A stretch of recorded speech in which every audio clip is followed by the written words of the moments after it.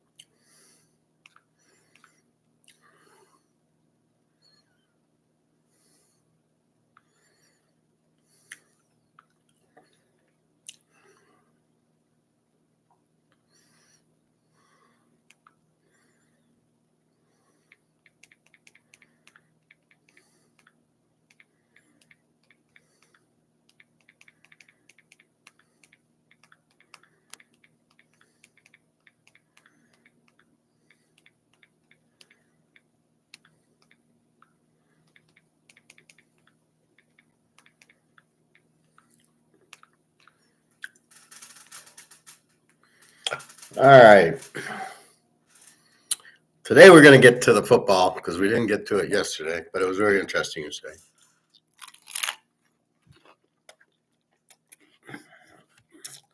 I do have Daria sending me the stuff from the bank.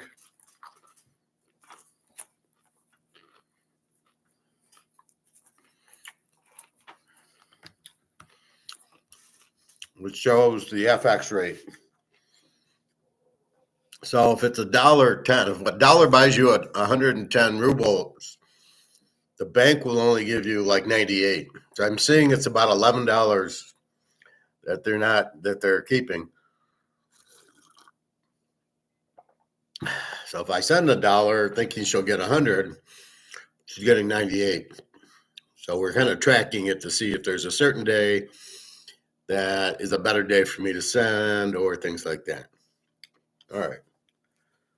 Let's go to gold.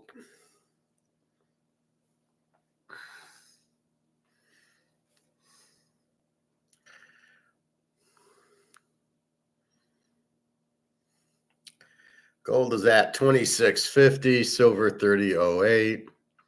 Again, we're really just checking. It got up to 26.64 today at about 9 o'clock. And then at 10 o'clock, it drops right down, which is the derivative. Then it kind of climbed back into the 26.50s. But again, this is paper. We're really not interested in the price. I did find another coin shop. It's a little more expensive, but they at least have the quarters and halves ounces that I want.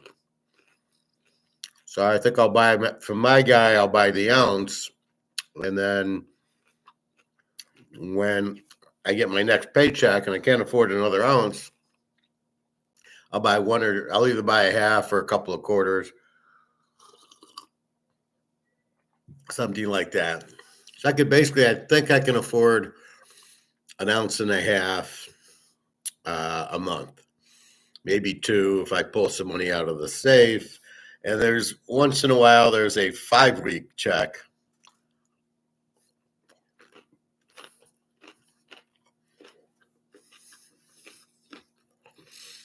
So what that means is in March, because I get paid weekly, I'll get 5 pays,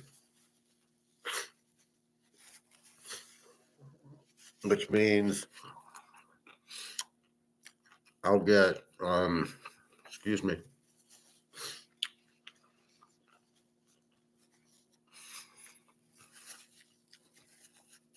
I'll get 5 checks in March. Usually what that means is the 4 checks I get in February, I won't have to pay rent with. Because usually what happens is it's the 1st of the month and the 30th of the month, but those both go to rent. So it's the month before where you get 4 checks and none of them go to rent that you make the money on. So next month I can probably buy a couple ounces. And I still have the money in my safe I can pull out. Finally, my boss introduced me to the other controllers today, which is a very good sign. he wouldn't do that if he wasn't happy with me and everything's working out. Which I thought is just sometimes he doesn't communicate, so you just don't know what's going on. I had a project today which went well. All right. So 26.49 gold, 30.09 silver. How long will the derivatives go before they die? And that's going to be the competition of BRICS and Russia and China, who are going to say, you're done. Okay, that's it. Now we go. Because they can only do it for so long. Don't kid yourself. All right. So let's get into football because we really didn't get there yesterday. Although there was no hurry. We got the NFL playoffs, which start on Saturday night, I guess. The stupidest format I've ever seen. So,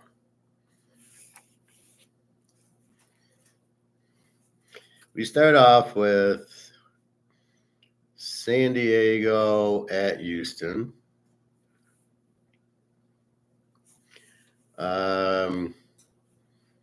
My line's going to be that, and this is the teaser line. And the total, so the line San Diego 2.5 and 42. I have played this game already. Pitt in Baltimore.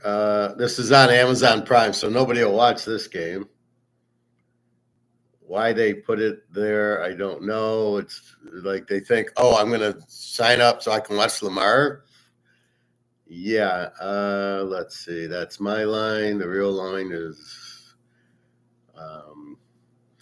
I got an 8.5 and a 9. So let's say -9 and then 43.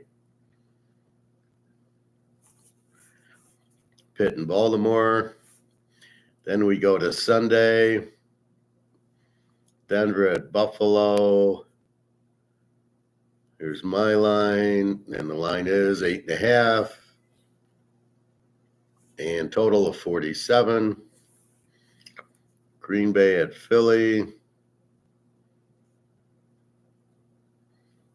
Sunday at 4:30. Phillies -4.5 and a total of 45. Next game is Washington at Tampa Bay. That's my line. Tampa's -3, total of 50.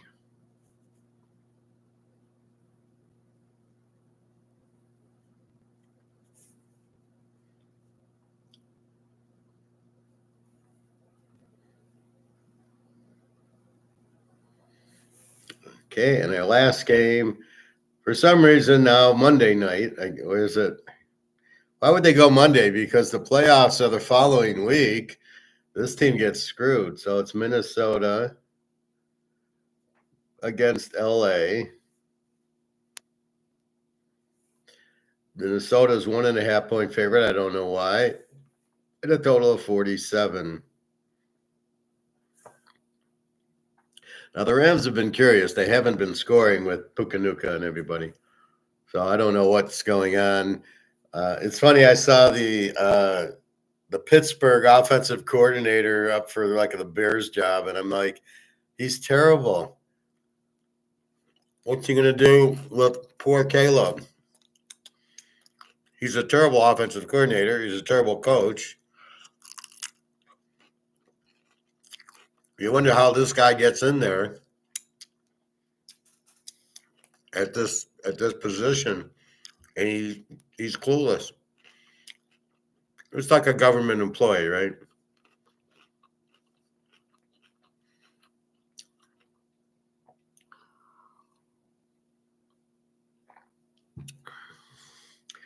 All right, so I just went and updated everything, so I don't have the grades yet. Well, I kind of do, I think. Based on last week, San Diego is a B team. with an 18 defense. That probably won't change too much. Houston is was an under team with the 22. I know that's still the same. Under 22. I'm sure San Diego's still a B team with an 18. Pittsburgh, an under team with a 21. Maybe it's a 22 now. Baltimore, an A team with a 22. Probably still there.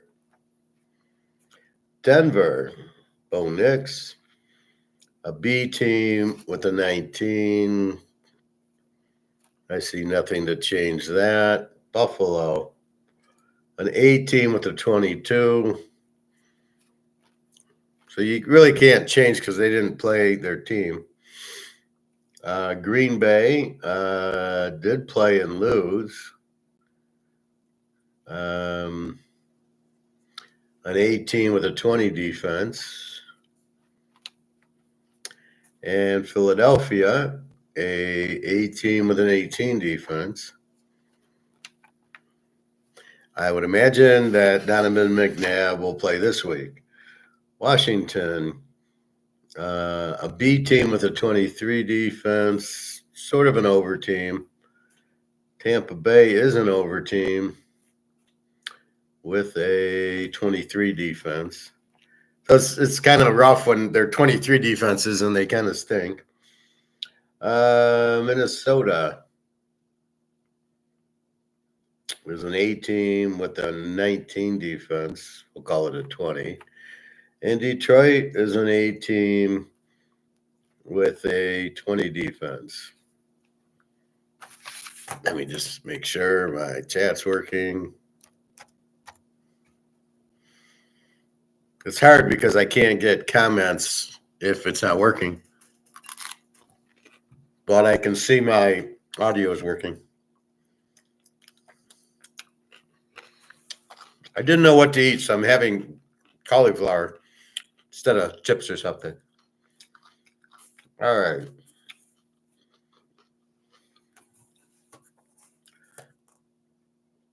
So we got Houston in a dome.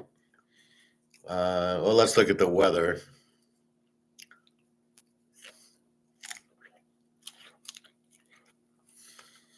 Probably it's Tuesday night, probably good.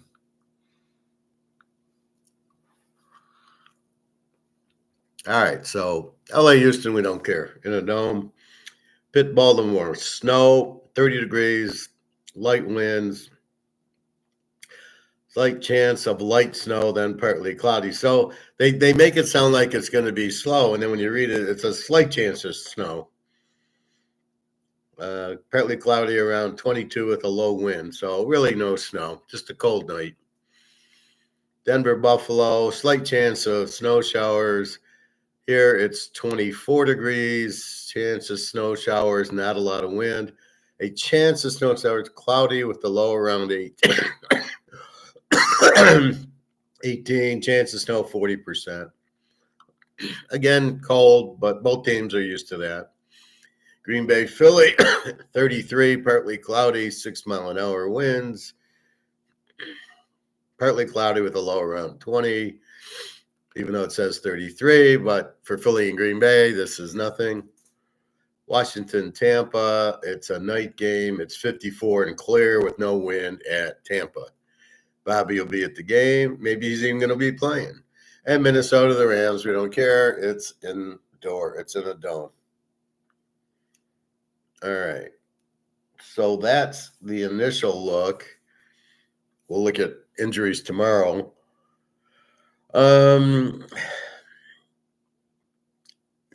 San Diego, Houston. So we got Herbert against Stroud. And I'll update my teaser trends after because I got to put in last week's games. Herbert much better than Stroud. If we look at last week's, I did put the touchdowns in. Herbert 21 touchdowns and 3 picks, and they put up 34 points.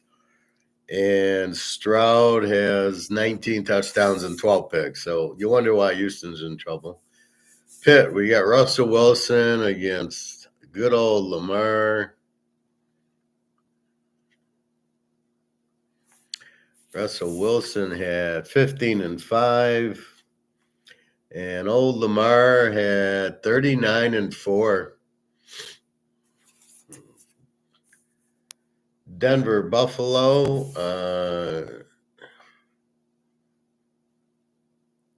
We got Josh Allen 28-6.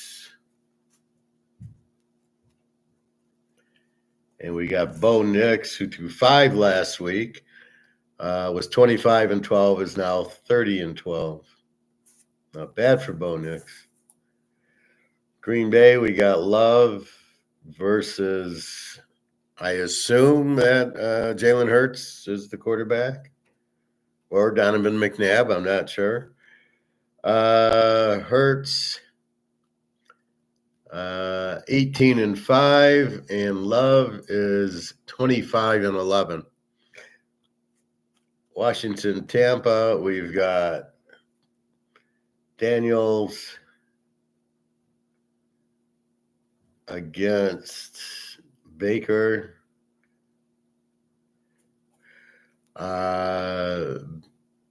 Baker's 39-15. Daniels is 25 and I think 9. It might be 4, but I'm not sure.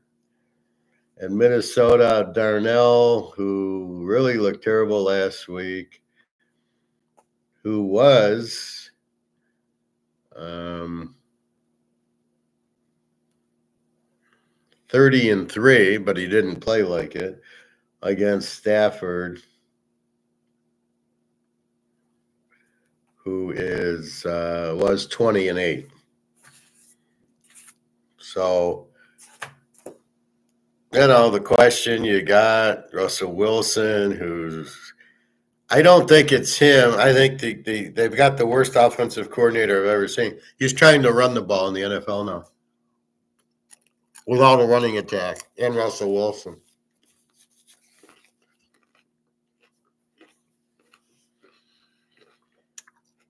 So when I get on quarterbacks or coordinators, they don't get the theory. They're missing the thesis.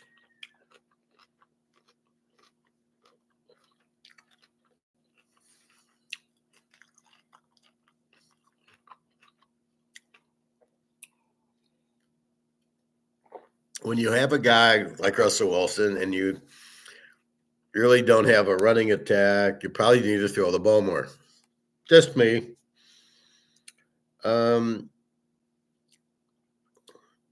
Baltimore, what their strategy is, if you play man, Lamar will run. So you got to play a zone, and then these guys are wide open in the zone, so he looks better than he is. He's not that good.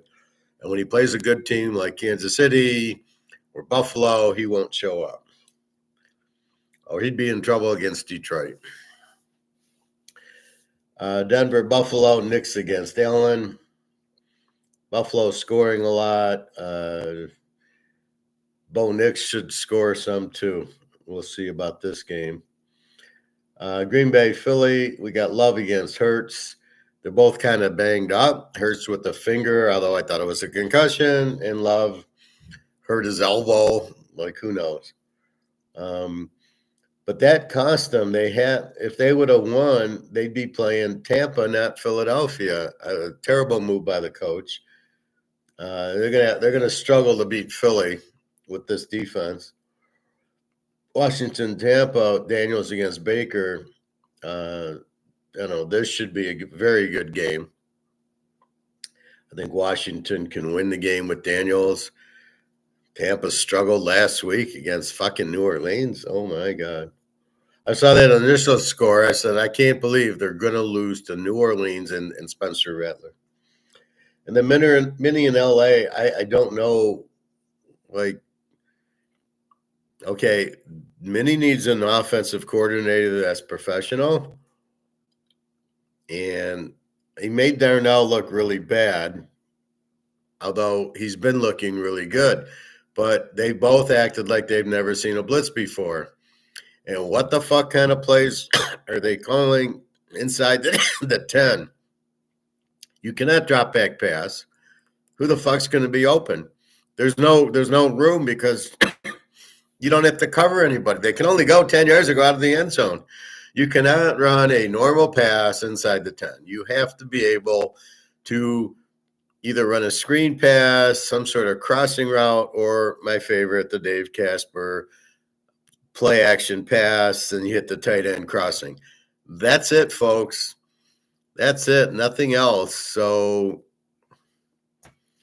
what is this guy doing? You've got to be able to run the ball inside the 10.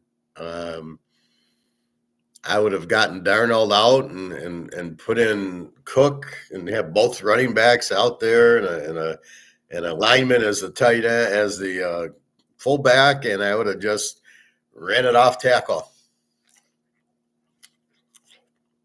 Because you can't throw in the red zone for a touchdown in today's NFL.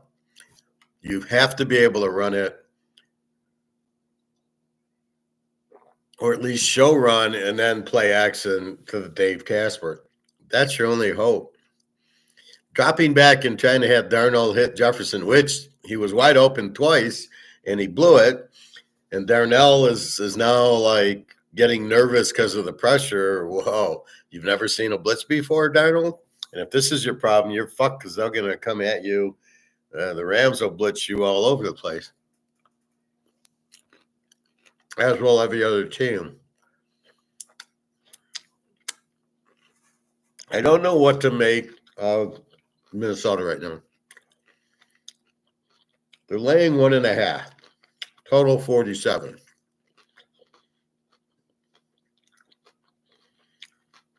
I don't know what to make of the Rams. Let's forget last week, but the week before, and they needed it. They beat Arizona 13-9. What do I do in this game? Go over?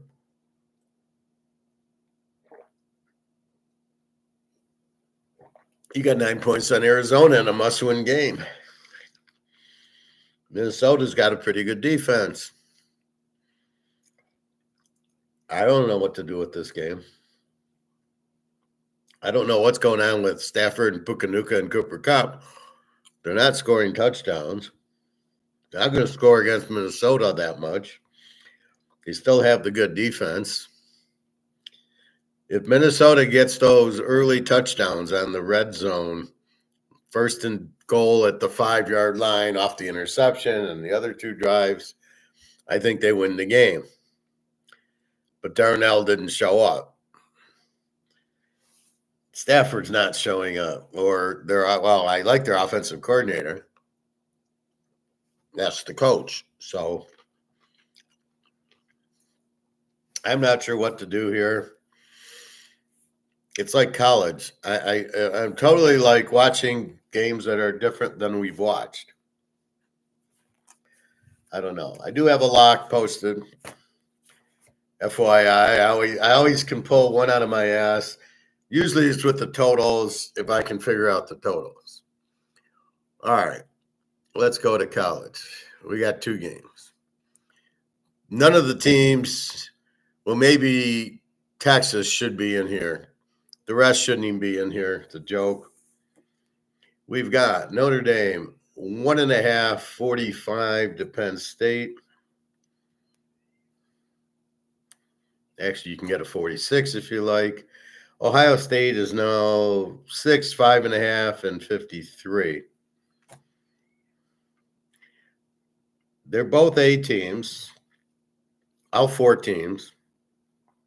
Penn State with the 16 defense. I really haven't changed the defense, what they ended the season with. Notre Dame a 13, Texas a 17, and Ohio State a 13. So 4 pretty good defensive teams, yet there's not a defense being played. Texas played 39-31 with Arizona State. Ohio State a 41-21 with Oregon. Penn State 31-14, and Notre Dame a 23-10, which was a kickoff return. So it's 16-10, which is what it should have been. So I have the over 46 in the Penn State Boise. I lose. I have Texas. I have Arizona State 19.5. I win. I have Ohio State, Oregon over, and I have Oregon. So I split. I had Notre Dame under and Georgia in 7. So it was a frustrating week last week. Shocked that Oregon would lose that badly and not play 2 deep zone is you've got to be kidding. I know the coach is terrible at Oregon. He lost twice to Washington because he kept going for it on 4th down and not make it. I mean, at least make it. But there's so many 4th downs you see don't make it. And then they'll throw on the TV, oh, they're like 55% going for it on 4th down. And you're like, it's just a generic statement. It's not at this time of the game, at this field position against this team. So they're not really breaking it down. So Notre Dame, Penn State, I don't know. Is there weather? I don't even know if there's weather. This game is at Hard Rock Stadium, which I think is in the Orange Bowl. I think it's Florida. And it's clear and 60 degrees with about 9-mile-an-hour winds. Let's see if there's any injuries. Notre Dame's got a lot, but they've been out. Nothing new. The tight end Father Flanagan's out. The D lineman was injured December 23rd, a cornerback, another D lineman, another quarterback, running back, an O lineman, a safety, and an O lineman, but those were out in September. So they're basically playing a tight end went out who never heard of. Penn State's injuries. Defensive end out, defensive tackle out, defensive tackle out. These guys were out in November, so who cares?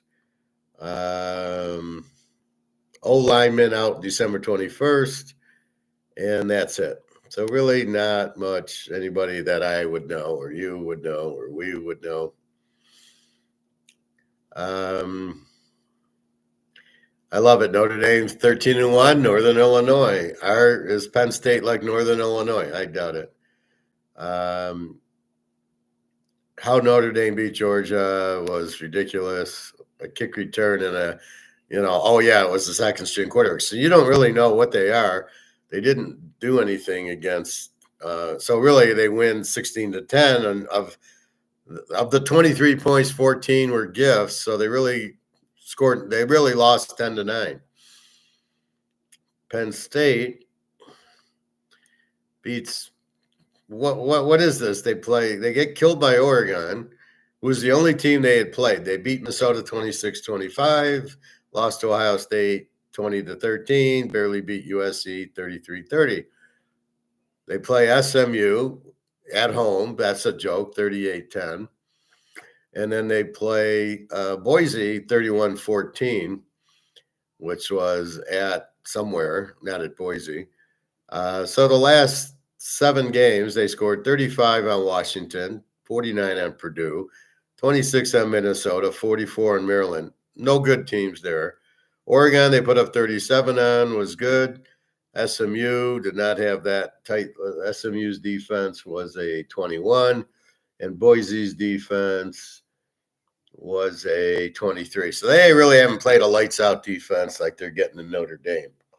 We'll give credit for Notre Dame. They do have a strong defense.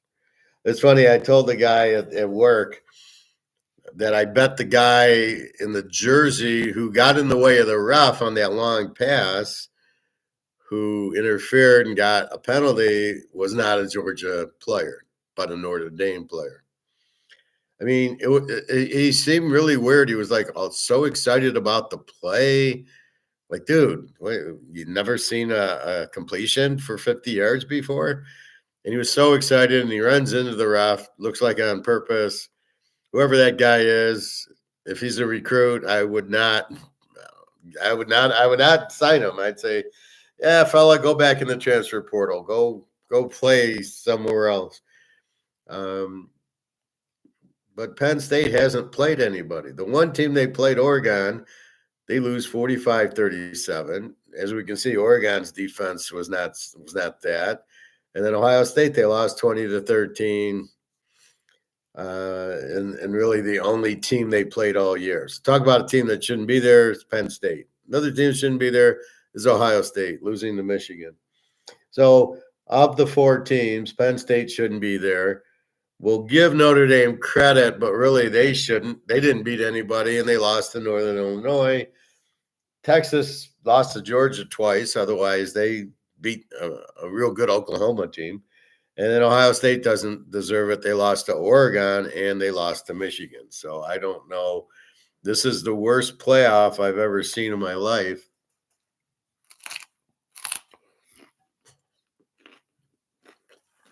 I mean, the problem is, excuse me, the problem is Alabama and Georgia and Tennessee and Ole Miss are beating each other up. Alabama beats Georgia, loses at Tennessee. They lose to Vanderbilt. I think they lost to Ole Miss. But they get no credit for it, right? In other words, well, you lost 3 games. Yeah, but look who we played. Look who Penn State played. Ohio, they played 1 game and they lost. Then they play the championship game of the Big Ten, where Indiana was, I don't know.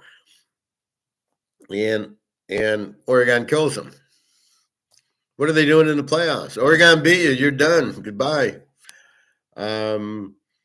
Why is Boise in the playoff and Arizona State? Oh, they won their conference. It's so big fucking deal. Who did they play?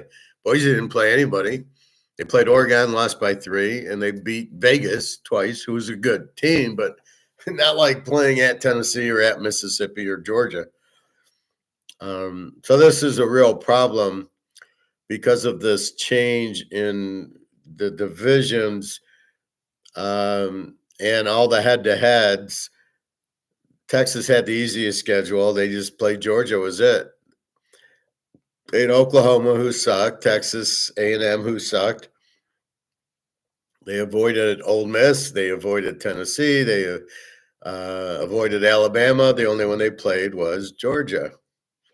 And they lost. And they lost twice to them. And yet they're in the playoffs. The problem is you've made these conferences with all these teams in it. You had 4 teams in the Big Ten in the playoff. Really? How did that happen? So there's a lot of, I think the Big Ten guy is running this college football. That's how it happened. But I think there's a problem. There's a severe problem of understanding who the best teams are. In the pros, you really don't look at record. Is Kansas City the best team? Everybody says Baltimore is, or Buffalo, or Detroit. It's got nothing to do with record. I mean, a little bit that, yeah, they've won all these games. So, but if Minnesota beat Detroit, would you think Minnesota's the best team? They almost beat them the first time. They lost on a long field goal, I think. But the record really doesn't indicate the best team. Kansas City would be the best team if they were 15-1 or 13-3 or what? No, 17. So they're what? 16-1 or 15-2. So if they were 13-4, they'd still be the best team. If they were 10-7, they'd still be the best team. Had San Diego and Denver beating them, they'd still be the best team. The record doesn't indicate that you're the best team or not. We saw Tom Brady go undefeated, and they didn't win the Super Bowl. It's all matchups. And so what you have here is a bunch of horse shit. Basically, I don't think any of these 4 teams even belong in the play. Maybe Notre Dame from that Northern Illinois loss. And then, oh, yeah, they beat USC and they beat, oh, yeah, Louisville. Oh, okay, let's put that. See, because they played a weak schedule, they got rewarded. And Alabama with Georgia and Tennessee and Ole Miss did not get rewarded. They got penalized for playing these hard teams. which was the schedule. The SEC basically is fucking themselves because you kept Alabama and Ole Miss out. Not that Alabama was anything, but you kept Ole Miss out, who should have done. They were better than Tennessee.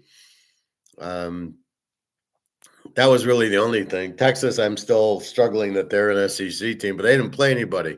You gave them a very weak schedule, they get in. Georgia had a good schedule. They played Alabama, they played Tennessee, they played Ole Miss, and they played Texas. So Georgia deserved it, but the quarterback gets hurt. Okay, so Georgia should be in here. I don't get the draw of Notre Dame when there was Texas getting Arizona State and Penn. What's going on with Penn State?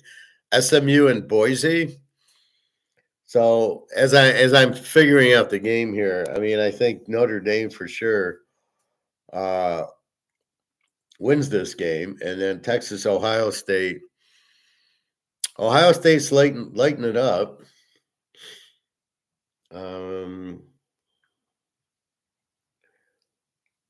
Let's see, where's this game at?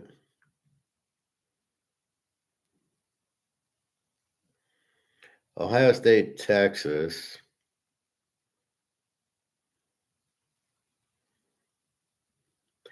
This is in the Jerry Dome. It's not the Cotton Bowl. It's in Texas, but it's not really a home field for Texas as you would think. Ohio State will have just as many seats as Texas. It's like the Oklahoma Texas game. So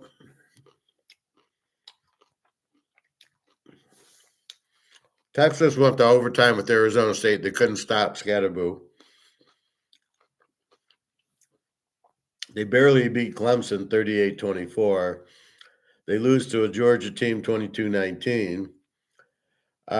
Beat Arkansas, beat a banged up Florida team, beat my Vanderbilt team 27-24. They beat Oklahoma 34-3, and then Georgia, they lost 30-15. So they played one good team, Georgia, and lost twice to them. I hardly consider Florida, Arkansas, Kentucky, or A&M good teams, or Clemson, Arizona State. So I think we have to go with Ohio State because you got to give them credit for at least beating Oregon. And then I would say Notre Dame. So I guess it's going to be Ohio State, Notre Dame. Because this is absolutely, Penn State has no business being here. Neither does Texas, for that matter. Look at this schedule. And this is the problem. And yet, if you look at Alabama's schedule, it's Georgia and Ole Miss and Tennessee. And, even they lost at Oklahoma, Alabama. That cost them the playoff. But look at the games they're playing, and this is what's so screwed up this year. So I can't even tell. I'm waiting for the Ohio State team who lost to Michigan. Where are they? And then all you get is this other, and that's where the problem lies. You can't even. I mean, I can't even figure out what the fuck's going on in these playoffs. I mean, I thought Ohio State would beat Tennessee. Penn State would beat SMU, but I bet it over, which I did win.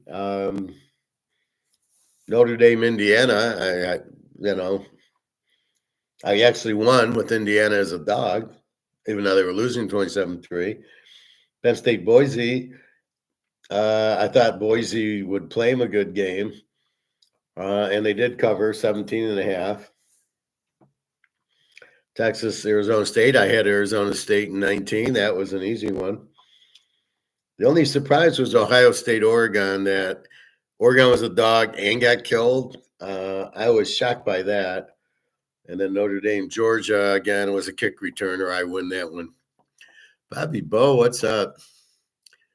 I'm eating cauliflower, and I didn't want to eat chips, and I'm eating strawberries. I don't know what to eat, and I'm hungry. And I swam, and I came home, and I had some chicken, and I had a little omelet, but I'm still hungry, and I don't have anything to eat. I don't. So I got my fruit, my strawberries, and then I pulled out a cauliflower that I had bought, and I'm eating that. But I'm still hungry. I had a coffee because I wanted my cinnamon and my honey, which I ate that. Otherwise, I'll have some more water, but I'm just hungry. Um,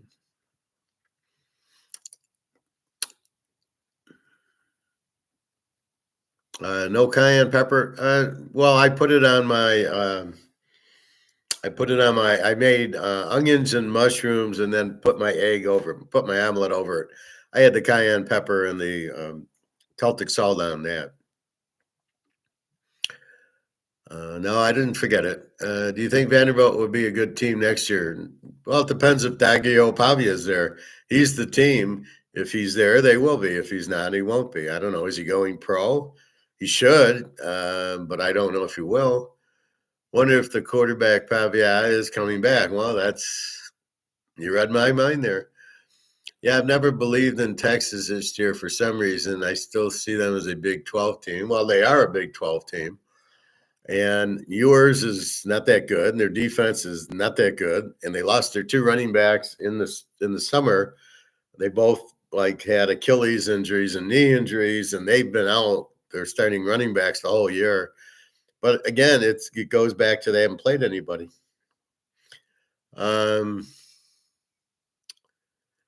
They can't beat the Georgia and LSU's. Well, there you go. And they beat the shit Oklahoma team.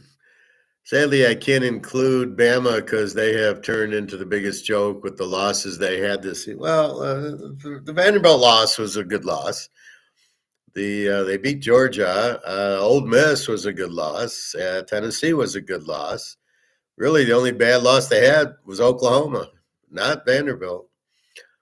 Then to top it off, they lost to fucking Michigan. Well, hard to believe anybody could lose to Michigan. It really is. Saban looks like a god now. No, he doesn't. He still looks like a shit.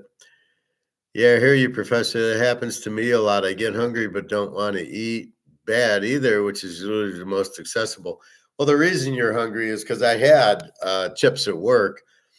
I was just hungry today. So we have a little snack thing downstairs, which are relatively cheap. So I got a bag of baked chips, right?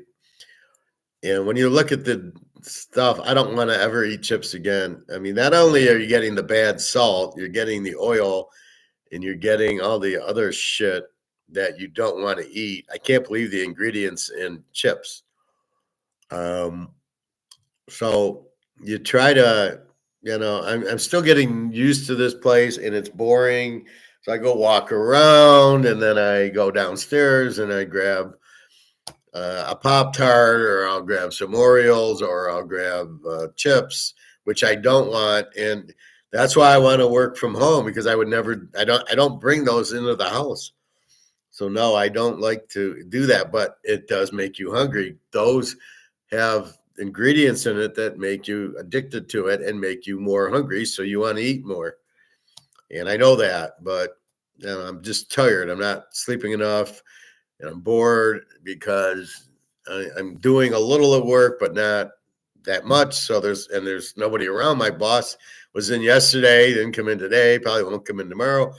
And so we contacted him. We at 4:00 we were going over a project that I did, and I submitted it at 4:30. Everything was fine, so I felt really good.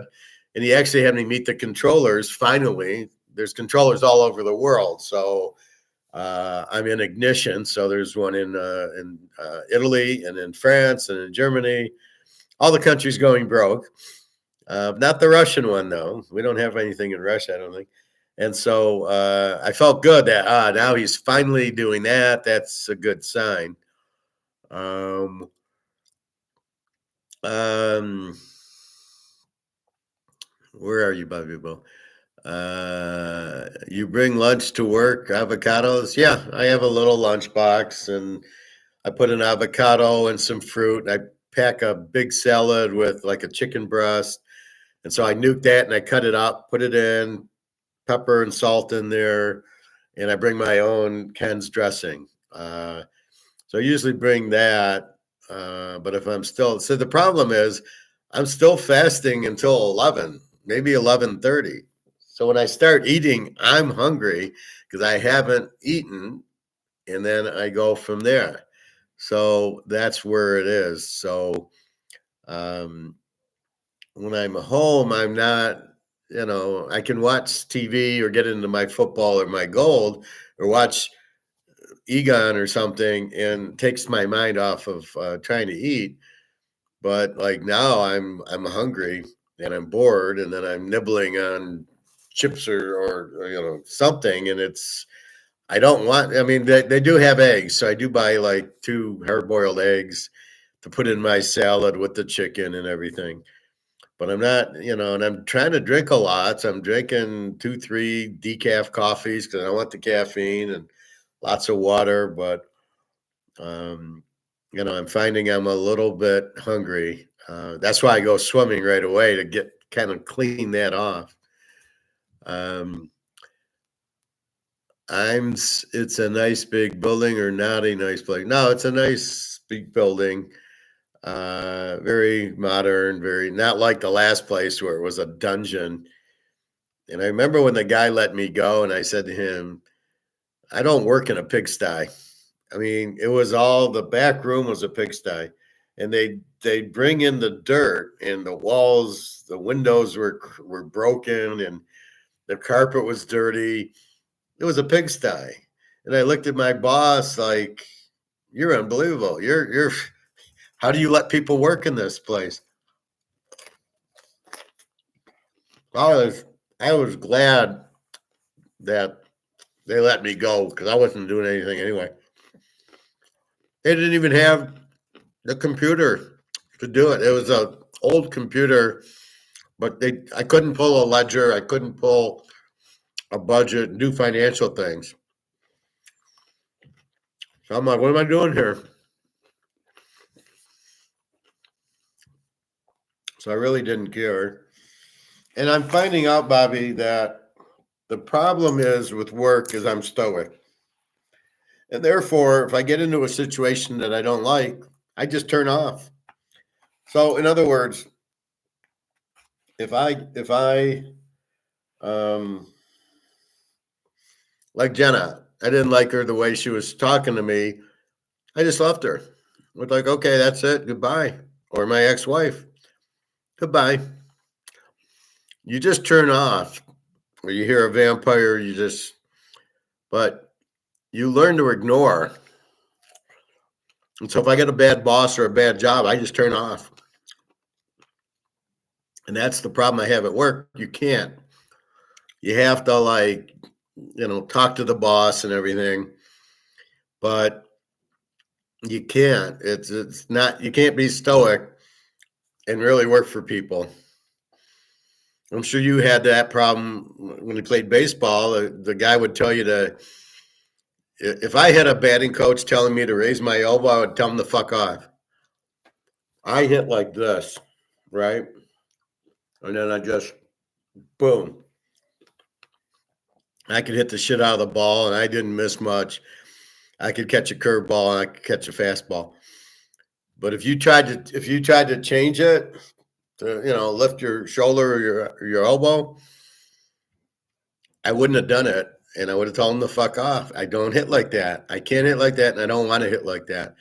And once you turn off a stoic, you're fucked. So the key with stoics is not to turn them off. And that's why you get a bad boss and you're stoic, you just walk away. I don't want to work here. Or the same thing with a girlfriend. You see how the girl treats you, and if she starts getting weird on you, you just leave. I don't need this shit. I'm stoic. I'll get another girlfriend. See, the stoic's the confidence. I know I'll get another girlfriend. Or if you don't like a restaurant, I'll go find another restaurant. If I don't like the job, I'll find another job because you're stoic. You are strong, and you know that you'll do that. And so that's what happens to me at a lot of jobs, and I'm sure other stoic people. It's very hard to work at these jobs. That's why they got to work on their own, or like you, Bobby, be a ball player. We don't really have to listen to the manager. You go out and hit 330 and drive in 100 runs. you can do whatever you want. You talk with your bat, but that's the problem. Bad management, is always the problem. They don't even understand stoic. They don't understand. Nobody likes an idiot. Nobody likes a control freak. And that's really the problem with work. And then if you're stoic, as soon as you see, the problem is as soon as you get the bullshit, you turn off and you don't turn back on. Jenna started fucking with me and that was it. It was done. She didn't know it because I was stoic. I don't know if she wanted me to bitch back at her or what, but I wouldn't do it. She's like, how weird. You got a stain on your shirt. You got this, you got that. It's Positano. And I'm sitting there taking it, going, Stoics don't fight. We hear it. We don't like it, and we just say goodbye. That's what a Stoic does. And here's Daria, boom. She doesn't do that. Okay, fine. Do I watch gold videos on my break? Yeah, there's a Bloomberg TV. Not gold, but I listen to all the Bitcoin or every company's going to do well next year. But I do on my phone. I will watch the videos with the sound off if I can get, like Egon always has his, you can see the words. If he does a regular video, I can turn the volume up a little in the lunchroom, but not at my desk. I can't have him, I'm watching. Sorry, boss. I'm watching Mark McGuire right now. He hasn't been on in 2 weeks. I don't know what's going on with him. But I watch the gold price. I check the football. I do look for injuries and the weather.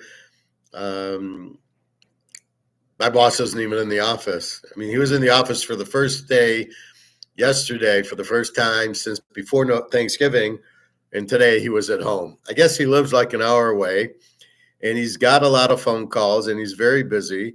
But now he trusts me, right? We can do it on Teams, so he doesn't really need to be in the office. So I'm fine. I'll do my work if you can explain it to me. And we go on, and you go on Teams and you share it. So he can see my spreadsheet and tell me, do this and do that. And I go, okay. Or I got a question. What is this?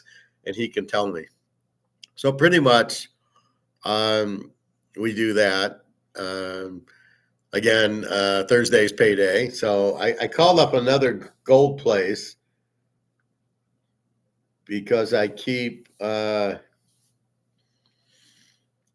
want to buy a quarter ounce, and I want to know if I buy it on eBay if I have to pay tax, which nobody can seem to answer.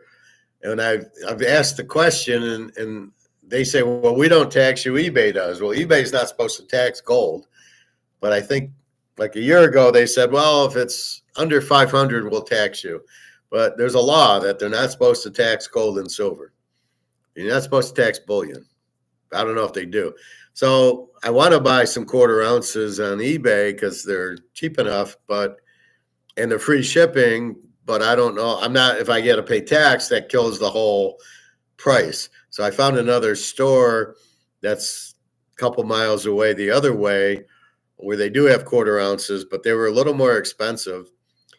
But I don't care about $20, $30. They did have Eagles and Philharmonics and all that. So I might go there. They take Venmo or cash, but Venmo to me is the same as PayPal because I get paid.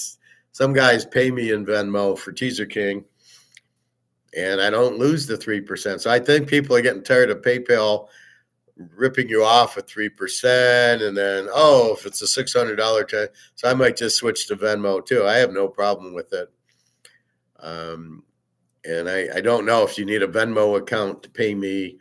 If people you don't need a PayPal account to pay me. You can just go into Teaser King, hit pay.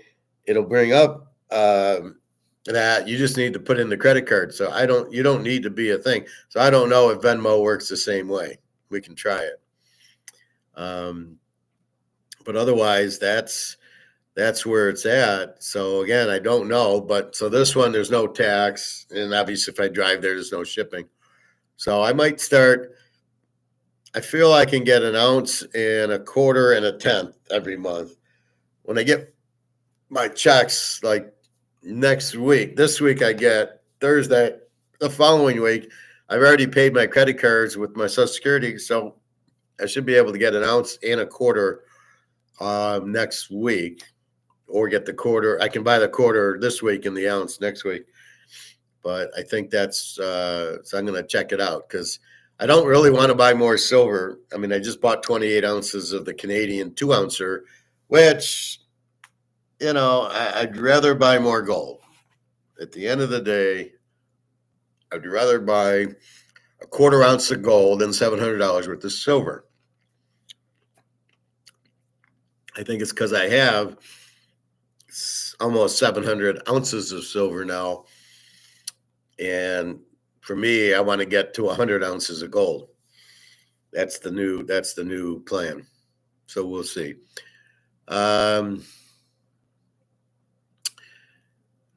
Do you have a lot of Zoom calls? No, it's all on Teams, nothing Zoom. What happened to Jenna? You don't talk to her anymore? No, I told you. In Italy, she got really weird. I think she's all freaked out about the war. She was drinking a bottle of wine every day, and when we went out, and she was very rude to me, where I would, I'd say Positano, and she'd say, no, it's Positano. And she'd go, Howard, it's Positano. Okay, but after the fifth time, where I think I just got it in my mind as Positano, but we all know it was Positano. It's like saying maybe Detroit as opposed to Detroit. Who gives a fuck? We know we're talking Detroit. And she kept giving me this Howard, and it was like reminding me of my ex-wife. So after a few days of this, I didn't say anything, but I got her home, and then I just refused to talk to her. I was surprised I didn't get a Christmas or New Year's text from her, but fine. And I'm with Daria much more now, waiting for the stupid war to end to be with Daria. I just was growing old of Jenna. She wouldn't come. She could come. She's in Ukraine. She needed to get a American visa. She wouldn't do it. I sent her to Berlin to meet her friend Natasha. For a month she was there, and she won't come a month here. So I'm like, well, she's not interested. She just wants my money, and that'll be it. And she kept wanting a ring. Oh, where's my ring? Where's my ring? I'm like, you got to be kidding. When did I ever mention marriage? I don't want to marry you. Daria I'll marry, but I didn't want to marry Jenna because she won't come. All we do is meet for a week or two a year, and nice. It was nice vacations, but it was vacation, and I just was like, no, I'm losing interest. Well, that's fine. That's why you have 2 or 3 girls, because the one goes stale or starts doing the bullshit. You just move on, which is what I basically have done. But Daria, I'm talking to her much more than before. And, so we're close. Again, we want to meet. It's just, she's saving my ass because if you go to Russia, any of us, and you got a U.S. passport, you're going to jail. They're not, they're thinking you're a spy, because who the fuck would go to Russia, right? So they think so she's saving me. She says, don't come here. You can't come here, because she knows they'll throw me in jail, or not necessarily, but possibly. Again, who knows, but I don't, why risk it? And so that's what she's doing, is she's protecting me, actually. So that's a good thing. Jenna wanted me to come to Ukraine. I go, I'm not going to live in the middle of a war. How can I live in the middle of a war? What are you, crazy? They're throwing missiles around, and I think they were contained to those cities, but still, probably not the best thing to do. Go live in the middle of a war in the Ukraine, and then I can't go to Russia. So it's just incredible that my 2 girls are in the middle of a fucking war. It was crazy. So that's what I'm doing. So no, I'm more with Daria, but I think Jenna got upset that I didn't have a ring for her and was probably going, what the fuck's going on?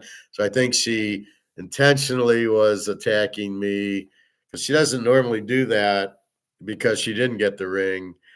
And then it was like, okay, fuck off. I never brought up, oh, I want to marry you. No, I might have married her if she would have come here and we could just not spend a vacation. You could just come here and live with me, and I'll go off to work, and then we'll go to dinner and we'll go, have a normal relationship. But we never did. It was always, in a nice hotel in Spain or Portugal. Well, that's not, you have no idea what you're getting there. So, Daria, I will see. Again, I got to meet her, and we will see.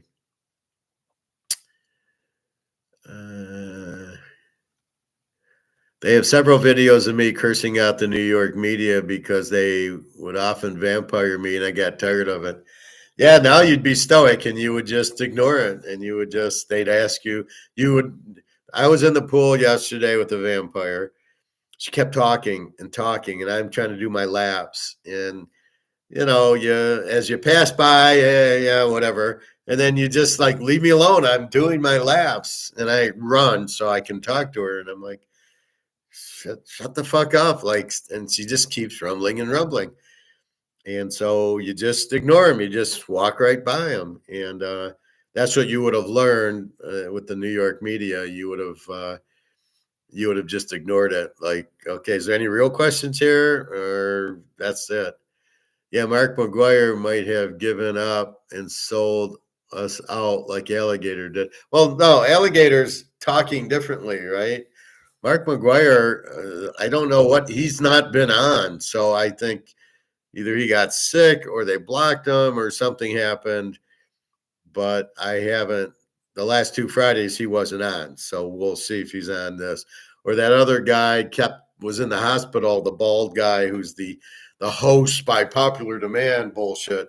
We'll see if maybe he's sick and they needed somebody. I don't know. Usually when he was sick, they had somebody else on. So I don't know what Mark's doing, but we'll see. All we can do is wait till Friday. And they are starting to drag our buddy Luke down with him as he's losing belief in medals. Well, Luke's got to be stoic. He's not, or he's just fucking around with us here. You're not waiting for the price to go up.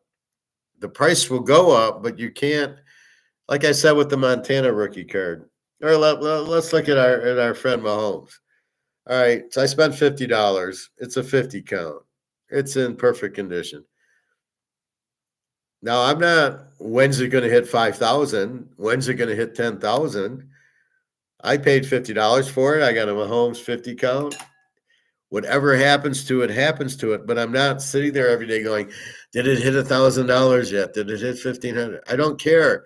I know it's Mahomes. I know it's 50 count. I know it will go up, but it doesn't go up just like that. And you can't be all worried that when's the gold price going up? We're fighting paper derivatives. The U.S. banks can't let it go up because they'll lose a ton on derivatives. But what's going to happen is BRICS and Russia and China. And so that's where you're at with it. What's going on. It's paper gold, not physical. And you must understand that physical gold is worth a lot more. So what's your option? You're going to sell your gold for what? Get into Bitcoin, get in the stock market, get back into dollars. You don't have an option. That's the point of it. If you go, you either are on the Titanic or you're in the gold lifeboat. That's it. It's A or B. So what are you bitching about with gold? The fact it hadn't gone up in price. You're not losing. I mean, it did go up from what, 1,700 to 2,700, didn't it? Isn't that going up? So you have to realize the dollar's going down every day. It's worthless. So you have to get out of that. So you can only go into gold and silver. That's your only option. So therefore, what are you worried about the price? Because if you're in dollars, you're there. So where are you going to go? It's either A or B. It's either I'm in dollars or the dollar instrument, stocks, real estate, Bitcoin, or I'm in gold. Is the only one that's not going to go down. So I don't know why the panic and why isn't it going up? Because the dollar is going down, so gold is going up. He just doesn't realize it. Again, you can't see the dollar You can, when you're on the boat and it's sinking, you can see it go down in the water. But when the dollar is sinking, you really can't see this sinking. I can only fold it so many times to say it's worth a penny. And that's the way you can see it sinking, but that's it. Um, I respect that, Professor. You are stoic. Well, I try to be, but I always was, but I didn't know what it was. And then as I start watching these stoic videos, I go, wow, I'm stoic. I didn't know I was an INFJ until I started watching INFJ videos going, these are the 15 characteristics of an INFJ. And I'm like, I hit like 13 of them. Like, you're psychic, you're this, you're that. And I'm going, yeah, that's me. So a lot of things you are that you don't really know you are. That's why you need an open mind, and that's why you watch a lot of stuff on YouTube that's educational, and then you start, oh wow, I can have cayenne pepper and Celtic salt and ginger and all this stuff. And I had a cold, what, 2-3 days ago, right? I had a cold, and now it's gone. Basically, I'm a little nasal, but I'm not sneezing. No fever. What did I do? I had hot tea with ginger and cinnamon and honey in it and lemon, and I had about 10 glasses of it, and I'm basically cured. So yeah, I mean, if it makes sense for you, and like I walk around the health club, I don't say a word. I just walk around very confident, but I'm not. Very few people am I talking to, and a lot of people I'm not talking to, and I just walk around like that, and it's fine with me. Yeah, they would arrest us and confiscate all our medals. Well, I don't know about that. They can't really. What, arrest us for what? What does the lady at the pool keep rambling about anyway? The weather? I don't know. I turned it off. A lot of the time, she's complaining about the fact that there's a lot of kids that have lessons and a lot of swim teams, and they take over the pool, so she can't really find a lap to swim in. And I'm in the bulkhead, which is like 6 feet deep, so I can run. And I can't run in the laps because in the middle it goes down to 15 feet. Hard to run in those.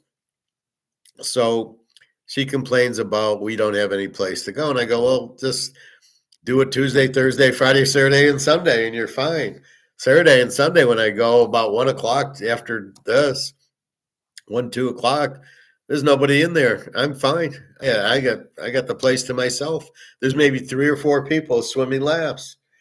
So I just kind of go to her, well, just don't come Monday and Wednesday, because a lot of the kids are there for what do you call it? School or swim team or swim club or just swim lessons. A lot of them there for swim lessons, and then a lot of the swim teams, because it's a city thing. It's Livonia Rec Center, so they get some break or something, and Livonia gets some discount by having these swim teams come, the high schools or whatever. Talking about Russia, they would arrest the roof and Bobby Bow and take our medals. The professor. Well, I don't know, but here's what it says. I'll read you what I got from Daria.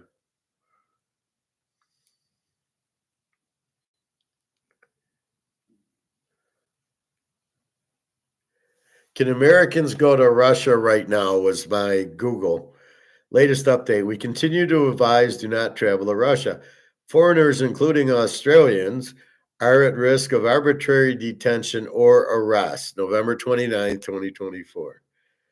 So I say to my friend, so Daria has been protecting me because she sees that they've been putting him in detention or arresting. Because when I go through customs, they're going to stamp my passport. And they're going to go, "Oh, you're American. Oh well, you got to come over here." And I don't know if I could even bring gold or silver into it. I'd have to do what I normally do, which would put a couple into my wallet just 2 or 3 ounces, and just, if they say, do you have any money? Here's $500, but I wouldn't even probably bring dollars because they're useless there. You can't use your money there. I couldn't use a credit card to buy dinner, get a hotel. So, you really would probably be the last place to go right now is Russia, because you can't use your money. What I do is I give Daria's sister the PayPal, and then there's a bank rate that she pays, and then she gives Daria the money in rubles. But what I've discovered is when I look at Google and it says 111, she's only getting 98 or 99. She's not getting the 111 because the banks are fucking everybody over. They're state-run banks, communism, or Putin's bank, and therefore the banks aren't going to be competitive, and they give you 98 instead of 111. So I'm doing an analysis that said I'm going to go on Google every day for a week or two, put in the price. You give me your bank rate every day, which she's been doing, and she's showing me. So, like here,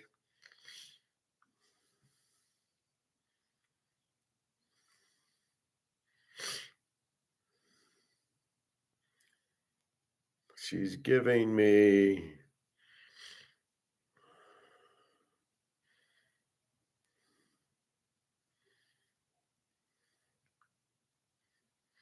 So she gives me the bank rate. So there's China, US, and Euro. So you can see the US, the 97.05 is when I give her 100 is what she gets, instead of the FX rate on Google will be like 108, but she's only getting 97. She's not getting the 108. It's nickel and dime stuff, but yeah, it's crazy. So then I did this analysis.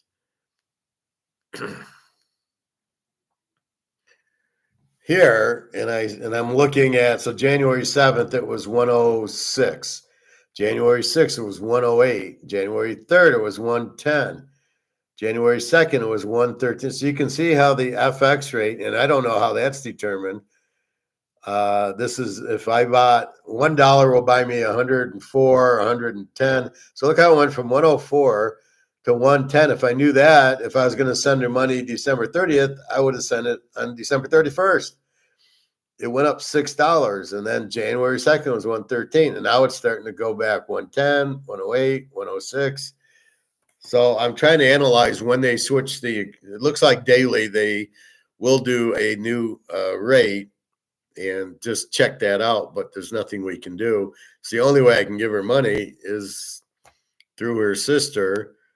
I can't even PayPal her. I can PayPal the sister who lives in the US, but the sister has a Russian bank, so she's able to switch the money and give her however because she's a Russian citizen, the sister, she can still use the Russian bank. So she sends, so as long as I give her the 100, she then translates it into 100, $100 is like 10,000 rubles, but you can't buy a lot with the 10,000 rubles. And that's where we're headed.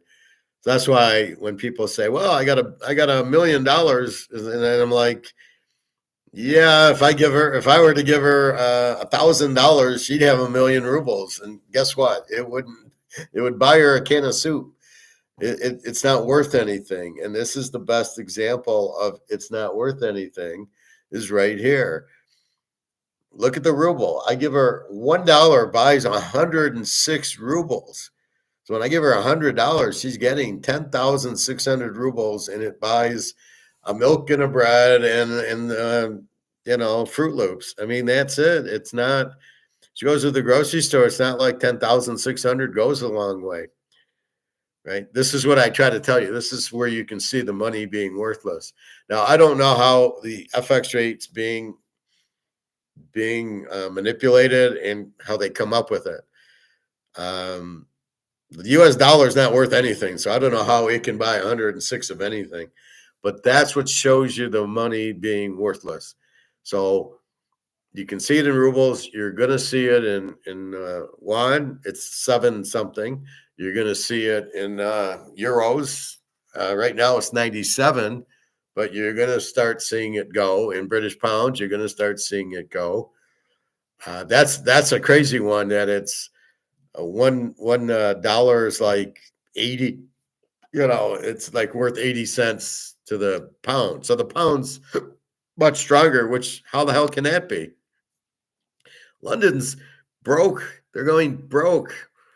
We're going broke, but they're far more broke than we are. Their dollar, if anything, should be one of our dollars should buy like $1.50 or something. Look at Canada. Our dollar gets you $1.40 Canadian, right? How they come up with that is not free market, obviously. I don't know. I'm sure JP Morgan's got his hand in all that too. But so that's what I was showing her. So I've got this spreadsheet going where I'm putting in Google FX and then the bank FX. And then I've divided it and I could see it's getting a little bit less where they're starting to, the percentage is dropping a little where when it gets down to 106, she's not getting penalized as much as when it was 110 or 113. But when Putin comes out with the gold, that'll be it.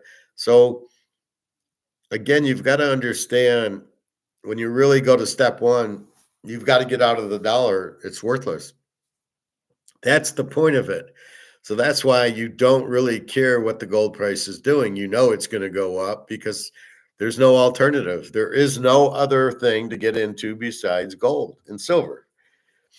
So I was happy I found this other store. I know it's a little bit more expensive, but in the scheme of things, maybe $20, $30. And in the scheme of things, if I can get uh, a quarter ounce and I can find it and buy it, I'm going to, because I just want to keep adding to the family, as I tell Daria. Oh, I bought some more children for our family. So she knows we've got gold. And I don't care. I'm not going to hide it from her. She should know what she's getting into. Like I said, well, I'll give you some. And she's like, thank you. Oh, that's nice of you. Like, not even realizing I have gold that I'm going to give her. Like, she's not expecting it. I said, no, I'll give you some. I said, that's why I want to meet so I can give you some. Like Jenna. Now, let's not forget with Jenna. Last time I met her in Italy, I gave her 1.25 ounces of gold and a little 5-ounce silver bar. So I said, I won't be able to help you anymore. I don't think, because I think Brics is coming out with the gold. This was in October. I says, go to a jewelry store. Do not go to she likes going to the pawn shop. Don't go to the pawn shop.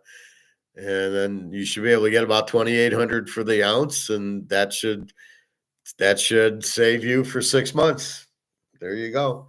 So I tried to take care of. I gave her about 3 ounces of gold over the year or 2 years. So it's just there you go. I'm taking care. I made sure she got home, and I put her up at a hotel in Warsaw, and then paid for the train and paid for the cab to get home. I gave her a few $100s plus the gold. So I did take care of her, but I'm just tired of the game, and I don't want to hear it. I don't want to, oh, I need money for life and I need money to get my nail polish. I'm like, all right, I'm tired. Because I got to give it to Daria because I wasn't working. This is before I got work. I still wasn't working. But it's funny. This is the second time I met Jenna in Europe. First time was Barcelona, that I got a job. I got the Harley job at the Philadelphia airport.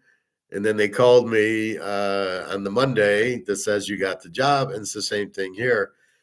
They were calling me in Italy and I didn't realize it. And then when I got home, I scheduled and I got the job. So again, it's going to Europe. I seem to get jobs. It's crazy. Bobby Bow.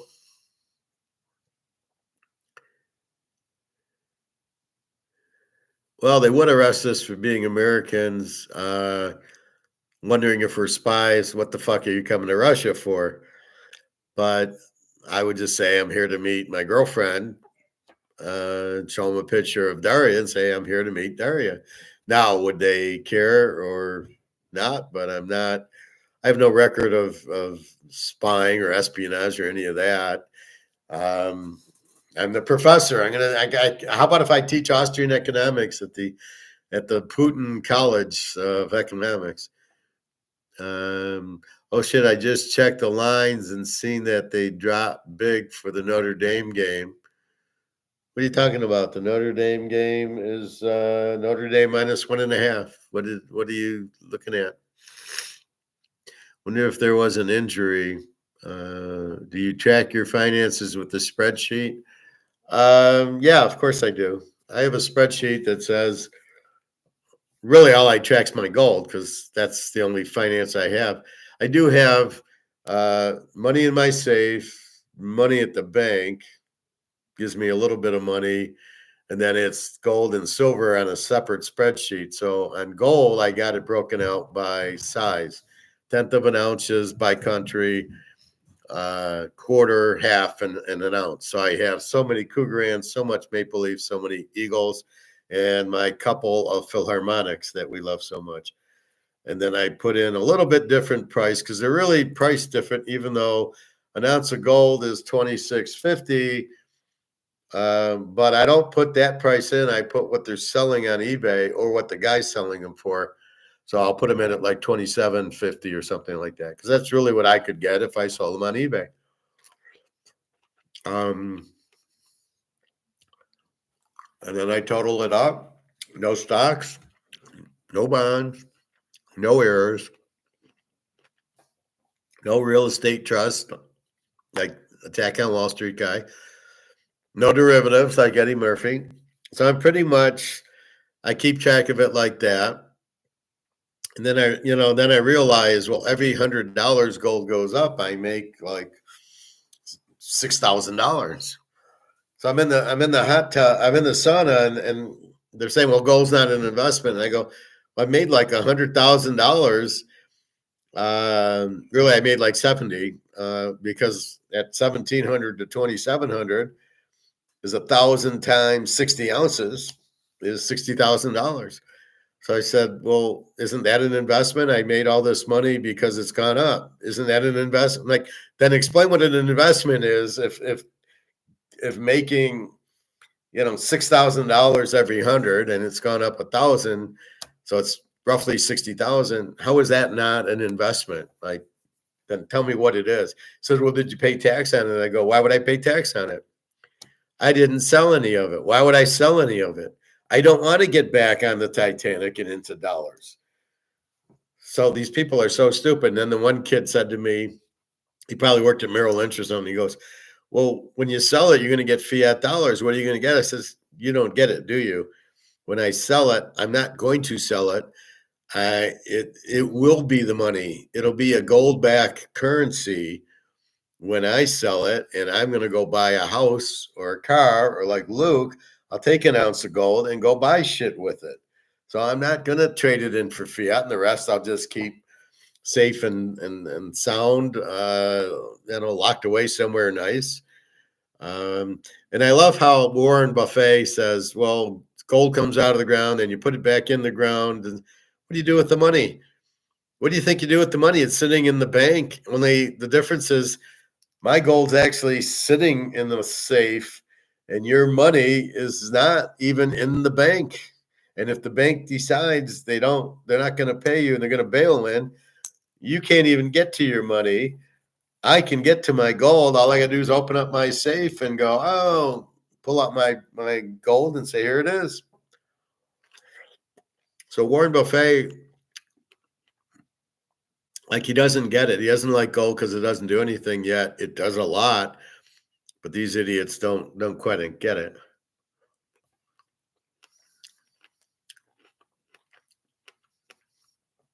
You started tracking them recently. It's fun. Well, that's really how you learn Excel. You start doing things like I started doing baseball cards on Excel. That's really how I learned it. Because I learned when I was working, it was Lotus 1, 2, 3. And when I was at Hiram Walker Canadian Club is when they switched from Lotus to Excel, and there was no difference. And you start doing little things like, oh, let me list my baseball card sets or my star players. And you start doing that, and then now you learn how to use the spread. Oh, I can do a sum function. Oh, I can do a VLOOKUP. I can do a sum. And you learn all the stuff with it just by being creative with it. Bobby Bo likes taking care of his finances. It's very important. Well, the biggest finance you got to take care of is getting your money out of the fiat, getting off the Titanic and buying the gold and silver. That's the biggest thing that Bobby Bo has to take care of, because you're still getting that $1 million contract. So my advice is when it comes in, take 3/4 of it and buy gold and silver with it, because they're still taking the monopoly money. So when I go in, I said to my guy, I said, the biggest fear I have is when I come in with the monopoly money to buy gold, you won't take it. And he looks at me and he goes, no, I don't see that happening for a long time. And I go, good. But probably you got 2 or 3 months before that happens. The U.S. is fighting it, and J.P. Morgan, and they don't want to give up on the dollar. But at the end of it's like they don't want the Titanic to sink, but there's a hole in it. Even though you don't want it to sink, it's sinking. And even though you don't want the dollar to go out, it doesn't matter. It's going out. There was 9 new countries joined BRICS. The biggest one was Indonesia. And so it's getting very, so there's 18 countries in it now, on its way to 60 to basically 159. And there's power in numbers. Now you're not as afraid of the U.S. as like when they killed Gaddafi because he went to a gold-backed system. So now they're not, and then the African countries are not nearly as afraid. They want to all go on the gold standard, the whole Africa country. There's all these little countries inside Chad, and I don't know, there's one, I don't even know how to pronounce it. Egypt's in it, and Zimbabwe's in it, and all these are going gold back. And so the more they go gold back, they need gold to go gold back. And there just isn't much gold left. So that's what's going to break up COMEX. So they can keep doing the derivative, the Eddie Murphy, but at the end of the day, they can. At the end of the day, it's just going to drop. And they won't be able to. It's you know, uh, you know, you want certain, I don't want my car to die. I want to be able to drive it for 50 years, but it eventually it runs out, or certain other things, right? Eventually, you don't want your parents to die, but eventually they get old and die. And so that's what happens is, because that happens, people get old, people die. Well, they don't want to, but you can't control it, and you can't control the gold price going up and COMEX blowing up, because COMEX's system is a bad system. We'll do derivatives, not physical, to come up with the value of gold. Well, it doesn't work. It works for a while, but as everybody is now learning and going, we need to get into BRICS. We need to buy a bunch of gold and get out of the dollar before it collapses. They all know it's going to collapse. They all see this. So once that happens, what are you going to do? You've got to understand that. Everybody sees what's going to happen, but in the U.S., they lie to us, and nobody knows. Unless you stumble onto me or stumble into an Austrian economic class, you don't have a clue. Which is why the Peter Schiffs and the Andy Scheckmans and these guys don't have a clue, because they're just stockbrokers. They don't know what they're doing. They, I think, know that they should be in the gold, but they don't understand it. They don't understand why. They don't understand it doesn't. You can't lose in it because you can't counterfeit it and you can't print it. It's a simple premise, but yet nobody really gets it but us. So I think, Bobby, everybody should, you should teach your kids finance. And really, you should teach your kids gold because they're going to be broke in fiat. And your daughter who says, well, we can't take gold to the grocery store has to realize, yes, you can. They're looking at it wrong. You're not taking gold to the grocery store. You're not taking a Picasso to the grocery store or a Rolex to the grocery store. Doesn't mean you shouldn't have assets. Doesn't mean you shouldn't have metal cards and Rolexes and Picassos and Van Goghs. You should have assets. That's, gold's an asset above everything else. So you should still have it. Just because you don't want to, you can't use it at the grocery store does not mean you shouldn't have it. So people have such strange arguments about it. Well, it doesn't give a dividend. It's like, hey, God. Yeah, it went from 1,700 to 2,700. Do we really fucking need a dividend? Probably not. As it goes up to 10,000 an ounce, do we really care about a dividend? Does a Rolex give a dividend? Does a Mantle card or Montana card give a dividend? Tom Brady, does he give a dividend? I don't think so. Collectibles or assets like a Rolex, they don't. What does give a dividend? Oh, stocks. And if your money's at the bank, if you're lucky enough to get a 2% interest, guess what? You got to pay tax on it anyway. So you're fucked regardless, leaving your money in the bank because you can get 2 or 3% interest for the dollar that's losing 20%. So I got 10 grand. I'm going to get 3% interest, but the 10 grand is going to be worth 2 after 2 years anyway. So I get to pay tax on the interest, and the value of the dollar goes to nothing. Sounds like a good move. So the more you look at options, the more it's very easy. You got to get your money out of this, right? So it's, where do I go? And then it becomes obvious, the Rolex, the Mantle card, but mostly the gold and silver, because that's really money.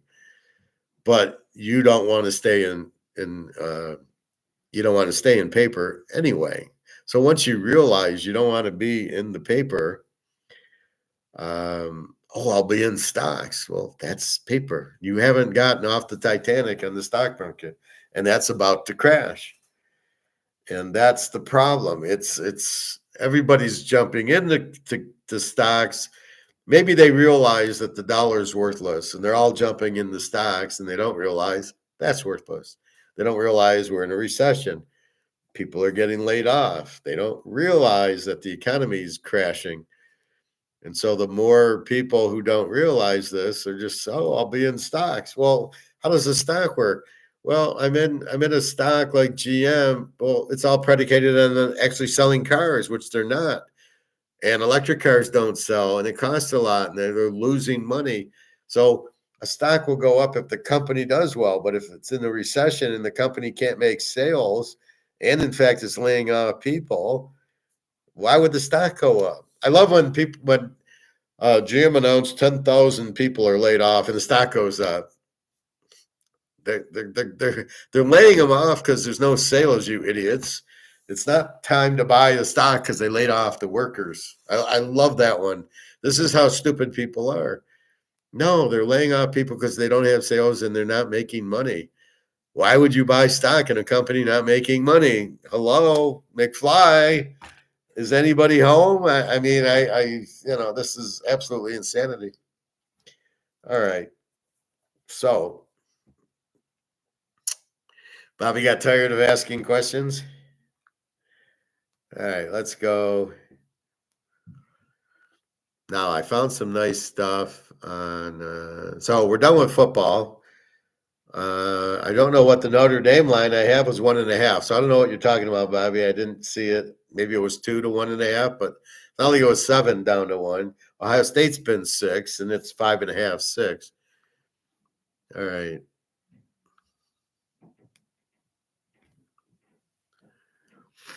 Let's go to Egon. I was always concerned about what's happening in the world and the derivatives. I've studied history a lot. I knew that every monetary era ends and every currency dies without fail. No currency has ever survived in its original form. So I knew that was going to happen this time also. Of course, you never know when. You only know that the risk is there. So I decided that the best way to preserve wealth is with gold. Gold is the only money that has survived. Gold has been around for 5,000 years. It's nature's money, really. When you did that real vision on the history of gold, and you had the periodic table and all the elements. You go through those elements and you look at the characteristics that make for money, and there's really only one choice. Yes. There's really only one choice, and it does come down to that. As you said, nature's money is the perfect way to put it. Yes. It's almost as if it was conceived to be money. So that's so fascinating. You demonstrated that in a very clever way, and I obviously came to that conclusion also. Well, what he doesn't, this is what he doesn't understand is it's not nature's money or this or that. It's the most demanded thing, gold. Everybody likes gold. So not only is it very much in demand, it's also can't be printed. The reason all the currencies die is because they're not backed by gold. He didn't say that, and they all get printed to zero. That's why every currency goes to zero, as he said. They all have, because they've all been printed. They're backed by gold initially, and then they get rid of the gold. Like the Romans, they had gold. They were great. That's why they're the Roman Empire until they took the gold and silver out of the coins. And then they fell apart because they didn't have the gold or silver. So the answer is gold and silver keeps you going. And as long as the money's backed by gold and silver, it'll never go out. It only goes out when you stop backing it by gold and silver. That is the problem. So he doesn't say that. And the reason gold is there because you can't print it or counterfeit it. You can't make gold. It's there. And that's the point. You can't. There's nothing you can do to make it, to fake it, to counterfeit it. So there's very limited, and it can't be printed to death. So therefore, that's why gold there. But he doesn't get it. He doesn't say that. And you're like, you're definitely scratching your head going, why isn't he saying that?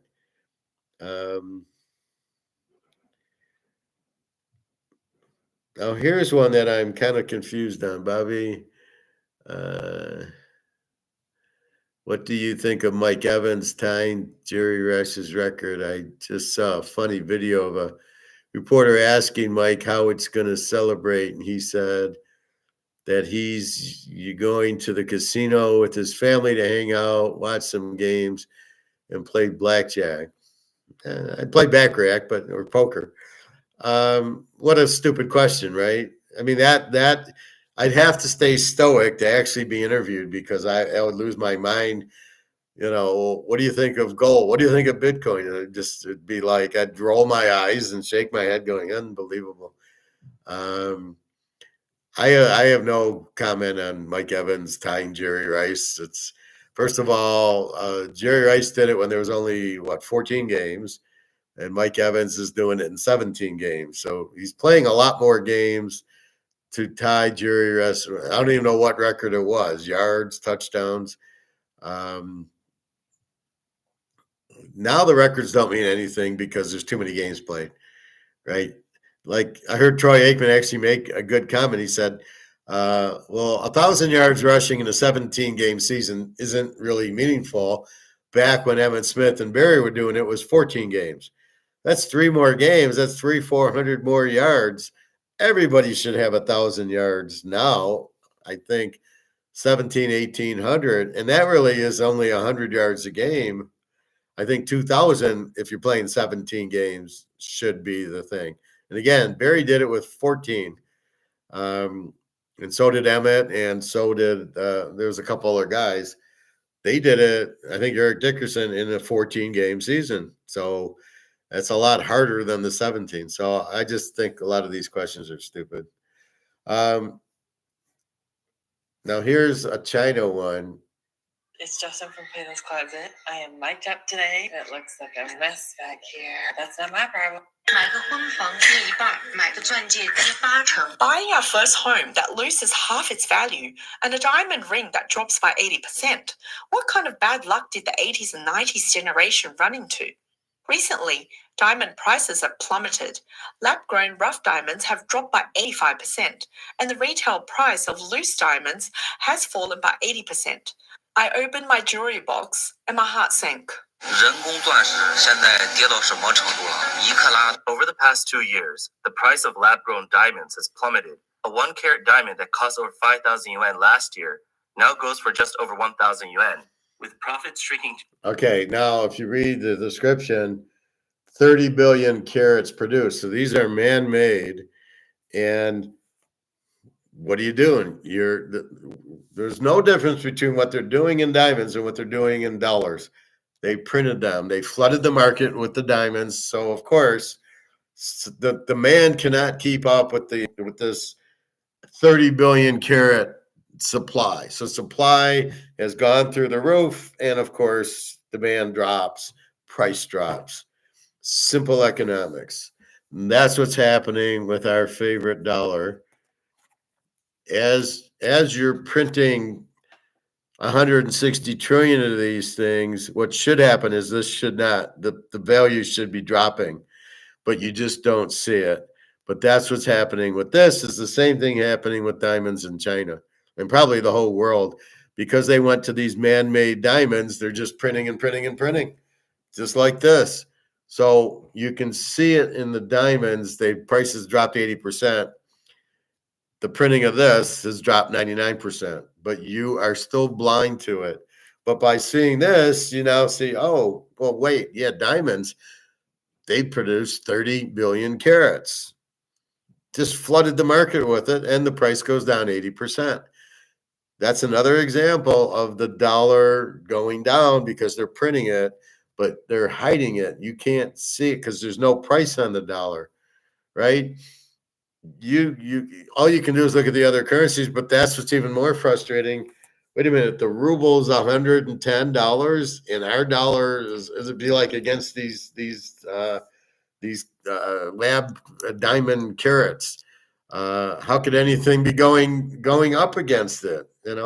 So that's what's happening with the dollars. The same thing that's happening with these lab grown or lab produced carats of diamonds.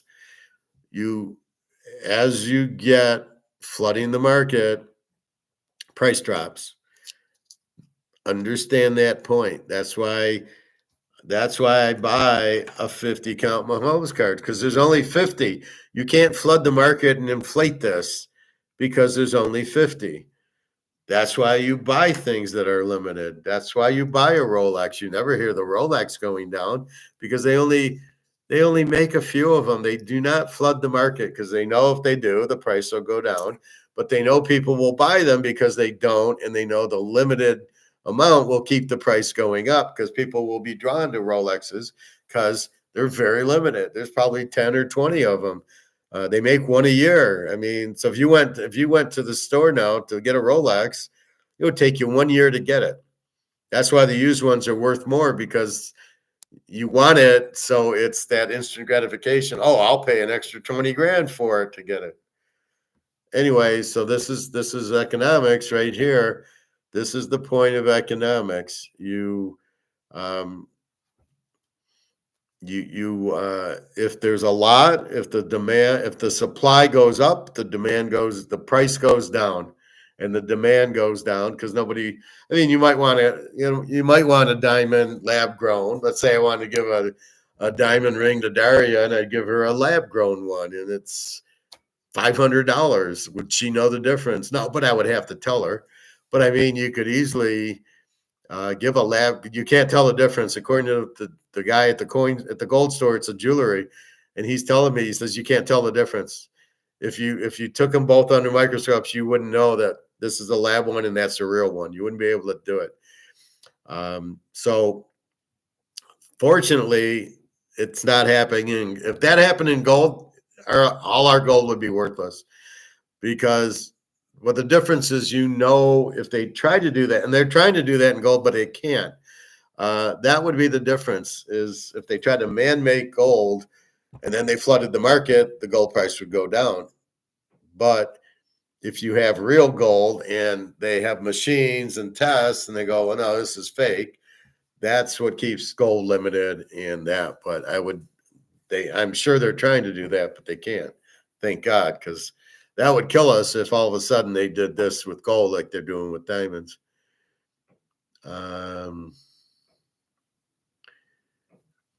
Here's one. Canada has fallen. Here's what it means. Warning to the world. So Canada is gone. UK is gone. Germany's gone. Italy's gone. France is gone. Romania is gone. Poland's gone. Ukraine's gone. All these countries are gone. It's just, adding there. BRICS added Indonesia, as I told you. I like the cute little hats the Indonesians wear. Putin doesn't wear it, and I don't like the dress the Indians wear, but I like that. Okay, here's Egon on Bitcoin. I don't think that this audience here are Bitcoin fans, but if you are, to me, Bitcoin is a binary investment. It's been spectacular for people who bought it at the right time. But, Bitcoin can, in my view, go to $1 million or it can go to zero. It goes to zero if central banks decide we don't like to have competition when it comes to money printing. We are the masters of that, no one else. So Bitcoin will be banned. I think there's a high risk of that. You could say that Trump, especially influenced by Musk, is not in that camp right now, but that can change quickly. Social status. See, and I agree with that. That's exactly what the banks don't want, the competition, which is why the gold price is down, is they keep the price down because they don't want competition. And so that's really why you see the gold price down, but there's nothing they can do to stop gold. But this is the whole argument, right? JP Morgan has the printing press.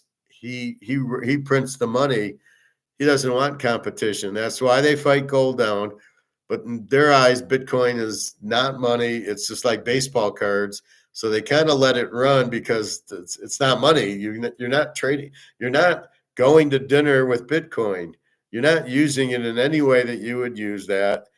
Just as if I went to Chinese with Mahomes. If I go to China, I can't use this for pay. I can use my silver at the barbecue place because he knows me, but otherwise you can't really use it. They don't know what's going on. So that's what we're fighting, is the U.S. doesn't want competition. They don't want BRICS and the gold-backed currency, and that's why it's fighting. And that's why they keep the price low, but it's backfiring because all the BRICS countries are going, hey, great, they're keeping the price of gold down. So there you go. So what they're trying to do is what they're doing with the diamonds. By using the derivatives, they're trying to flood the market with gold, but it's paper gold, not physical. And that's where I step in and say, but it's paper gold. The physical gold is 10 times more because the paper gold is what they're flooding, not the physical. And that's why I tell you to buy the coins. You do not buy ETFs or gold stocks. You simply buy the gold coins because they can't flood the market with that. They can't inflate. They can't, there's nothing the U.S. can do with it. And everybody else is taking advantage of these low prices, as I suggest you do. All right.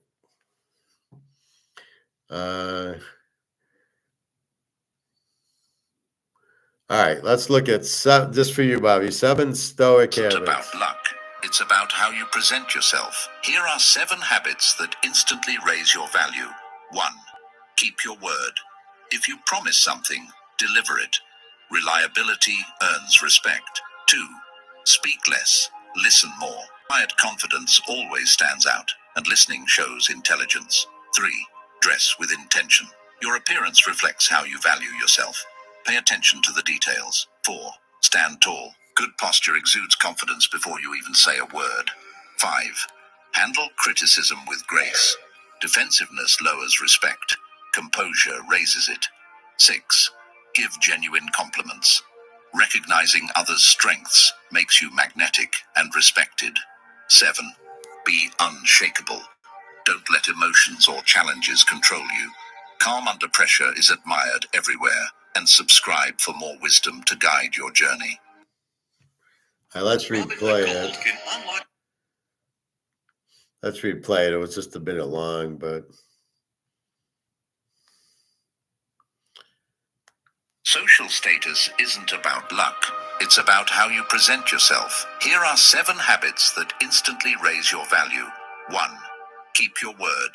If you promise something, deliver it. Reliability earns respect. 2. Speak less, listen more. Quiet confidence always stands out, and listening shows intelligence. 3. Dress with intention. Your appearance reflects how you value yourself. Pay attention to the details. 4. Stand tall. Good posture exudes confidence before you even say a word. 5. Handle criticism with grace. Defensiveness lowers respect. Composure raises it. 6. Give genuine compliments. Recognizing others' strengths makes you magnetic and respected. 7. Be unshakable. Don't let emotions or challenges control you. Calm under pressure is admired everywhere, and subscribe for more wisdom to guide your journey. Even people. There you go. So there's a little stoic for you. I showed you this last week. Robert Kawasaki is bankrupt and a fraud, and he doesn't know anything. All he does is try to get you in the seminars and sell his books to make his money. He doesn't make anything investing because he doesn't know what he's talking about. Guy's a fucking idiot. Luke. Well, you didn't miss much. Just the whole economics that we talk about. Your name was brought up a little bit, I think, Luke. We're talking about FX rates, how the banks kind of fuck you. Like I give Daria $100, and I see the FX rate's like 110, but she only gets 98 because the Russian banks are fucking her. And then I did some research, and they're all state-owned by Putin, so you're not going to find a better deal. I thought, well, maybe we'll change banks and get a better rate. That ain't happening. Basically, I mean, the idea is it's the only gold and silver is the only game in town. You're worried about the price going up. When's the price going up? And it's like the key is you're getting out of the dollar is the real reward. You're making money by not losing money, right? And so it's like folding a hand in poker, right? You didn't lose. The guy had a full house. You had a pair of nines. You were going to lose, but you folded. So by folding, you saved your money by not chasing it. And that's what you're doing with the dollar. You're getting out of the dollar, so it's going down, so you're not losing anything in it, and you're making money in the gold, even though, believe me, even though the paper gold isn't going up, believe me, the physical gold is, because the dollar keeps going out and the demand is not being shown in that. I can replay this China one.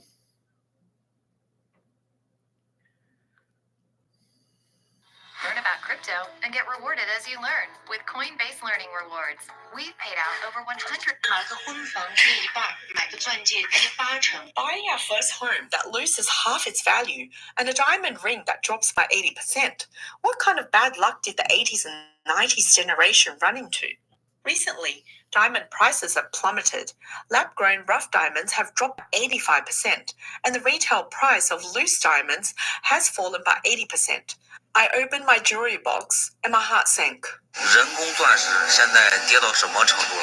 一克拉 Over the past 2 years, the price of lab-grown diamonds has plummeted. A 1-carat diamond that cost over 5,000 yuan last year now goes for just over 1,000 yuan, with profits shrinking to near. So basically, that's flooding the market. And see, that's the perfect example of what's happening here. The difference is you see it in the diamond market where the values are dropping 80%. Because you pay less for them, but you're not seeing that. And especially with the inflation, you're really getting screwed because the money's worth less. The prices should be going up. They're flooding the market. That's what they do with paper gold and the derivatives. They're flooding the market and the prices should be going down. That's what they're doing with this. They're flooding the market by printing these $1 trillion to pay the interest. They're flooding the market, but you're not seeing the price go down like you do with diamonds or like you do on the Titanic. You're not seeing it, but it's happening. They're flooding the market with dollars, just like with diamonds. And the same thing's going to happen. This is what I keep saying. And people got to realize that that's why you're in gold and silver, because it's the only, there's no other out. There's no other way you can go. So that's what you missed tonight. So it's stuff like that where if you flood the market, the prices go down. If you're in something like gold where they can't print it and they can't flood the market, it only goes up. That's why we're in gold. You can't print it. You can't inflate it. It's the only thing, it's the only game in town that you're safe on, because you can't do lab gold like you can do lab diamonds, because there's all these machines that test the gold and say, because you can't use fake gold to make real gold. You can't come out with something lab grown and say, well, it's like gold, but it won't measure as gold. And if the government doesn't print the Liberty Eagle or the Cougar Ant or the Maple Leaf, it ain't, you can't just come out with gold and say it's gold, and then they'll test it and they'll go, no, it isn't. That's why gold's beautiful. You can't flood the market with it like these diamonds, lab grown, and even the regular ones. And because you flooded the market, the price goes down. So as what we're saying, you're flooding the market, and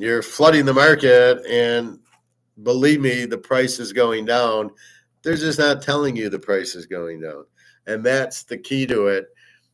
That's where we got to be being smart and able to understand it, going, oh, yeah, they're flooding the market with dollars.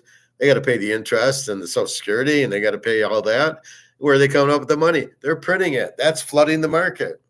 The value is obviously going down, but they are going to fight, and not because JP Morgan has the monopoly. He runs the printing press, so he doesn't want to lose the printing press, but it's gone because you idiot have flooded the market.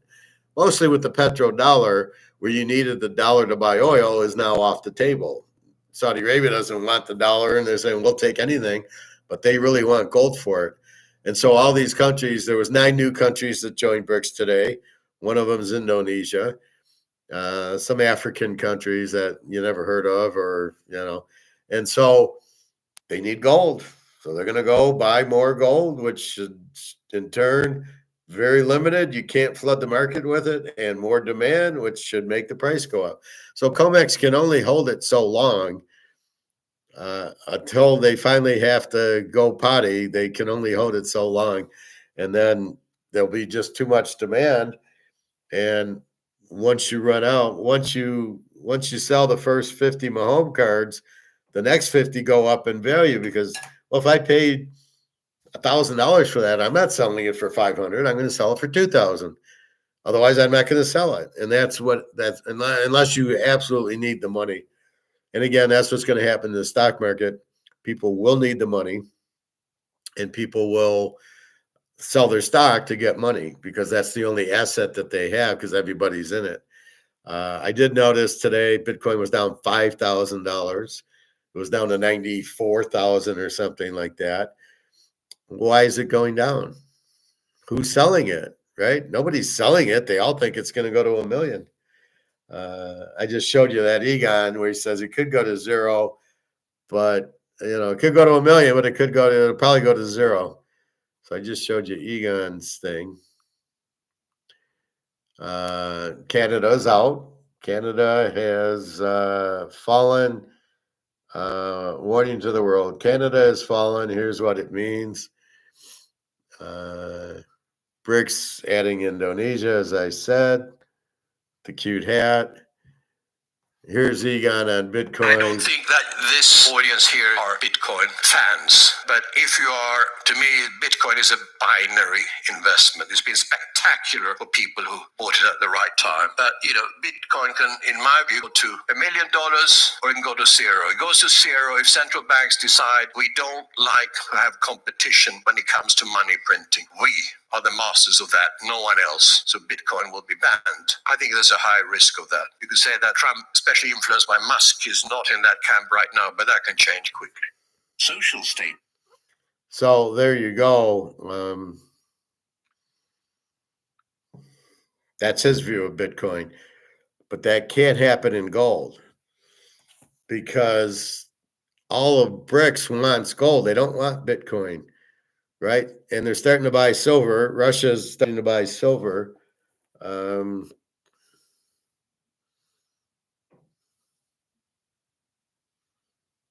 central bank adds silver. That's Russia. Europe will go dark. China and Russia are cutting off the electricity. That's interesting. China and Russia are dealing with all these other countries. They don't really need to deal with the U.S. I don't even think they can because the U.S. is sanctioning them.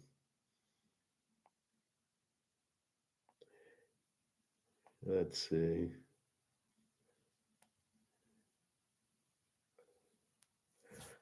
So here's one for you, Luke. Overnight, $10,000 gold. What's coming will expose the something. $10,000 gold overnight. So we're going to wake up. It'll be 10,000. Then you'll be pretty happy, Luke. When that happened, I don't know. Again, you can't put a specific date on it. It's just like the Titanic's sinking. When's it going to sink? Luke would be on the Titanic going, when's it going to sink? And me and Bobby would be looking at him like, well, soon the water's coming in. It will sink. Just like here, they're flooding the market with dollars. It's going to sink soon. Just like these diamonds. They flooded the market and it sunk and they lost all the value. That's what's happening with the dollars now.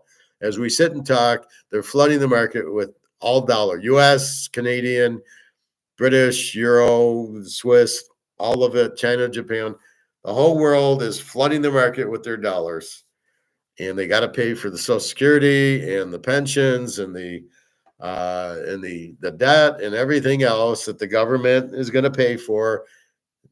It comes out of magic. It comes out of nowhere, and it's worthless.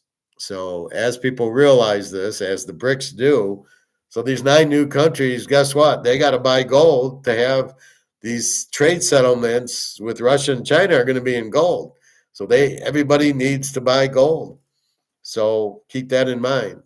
Luke, gold and silver will pay off the debt. I do believe we restored ours from Italy, Vatican. It would if we had any gold. And let's pretend, just to be cute, we have 8,000 tons, which we don't. How much would you have to value the ton to pay off 36 trillion? So gold would have to be, let's say, 30, 40,000 an ounce. Let's say 40,000. Are they going to revalue it at 40,000? And if they do, what happens to the dollar? Oh, that goes bye-bye. So you could pay the debt off, but I don't think they're interested in paying the debt off. They're just going to fuck China and Japan and Germany and all these countries that bought our treasuries and people here who bought the treasuries, the banks. Everybody gets fucked. You basically have the bullion banks running everything. Only they're Keynesians. They don't know what the fuck they're doing. So just hold on to your gold, buy more. I found a store that has the quarter ounce and half ounces, so I'm all excited. So I'll get paid Thursday, and I will probably go to the bank Thursday, and then Friday go buy it. The only problem is they're not open on Saturdays, which kind of is like you're open 8:30 to 4:30. What kind of hours are those? Like people work, they can't just run and buy gold between 8:30 and now. It's not far from me, and I can go on a lunch hour or leave work early, I guess. Or actually, I work from home on Friday. I can run out at lunch, go get it, and then come back, and nobody will know. But anyway, that's a lot of it. We've covered this. So the 10 countries. It's begun 10 European countries. Europe will die soon. Move out now. So if we want to buy a nice house in Barcelona, Luke, we could probably go there and buy it very cheaply. Because as people go broke, they need money. And this is the point I keep trying to make to you. You're going to show up with maybe one, at most 2 ounces of gold, and you're going to buy the house with the gold. You don't have to worry about trading it. There was one I was watching.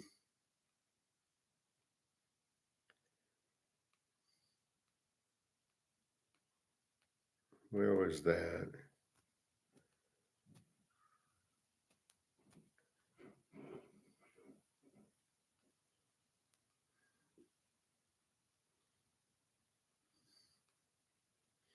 I don't know. There was one where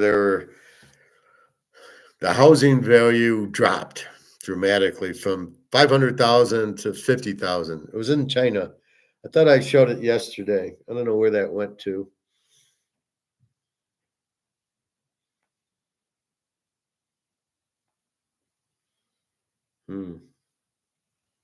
I don't know. Maybe I did normally I like it so I can show you. Anyway, so the housing prices in China went from 400,000 to 50,000. All of a sudden, you only need 2 ounces of gold to buy that house. That's my point. Because it'll get, not only that's getting repriced, that's not even getting repriced in gold. Wait till gold goes up, and then gold hits 25,000 an ounce. And believe me, that the $400,000 house that went down to 50,000 is still in inflated yuan. It is not priced in gold. The price of that house in gold will be a quarter ounce. It'll be $5,000. A quarter ounce of gold will be able to buy you a house in China and here. And that's my point. Once it gets revalued in gold, you're gonna be, how many houses do you want to buy? Let's see. Gold back coming to the world. It's the only option, right? There is no other that's the beautiful part about what we're doing. It's not like you can go into any other currency.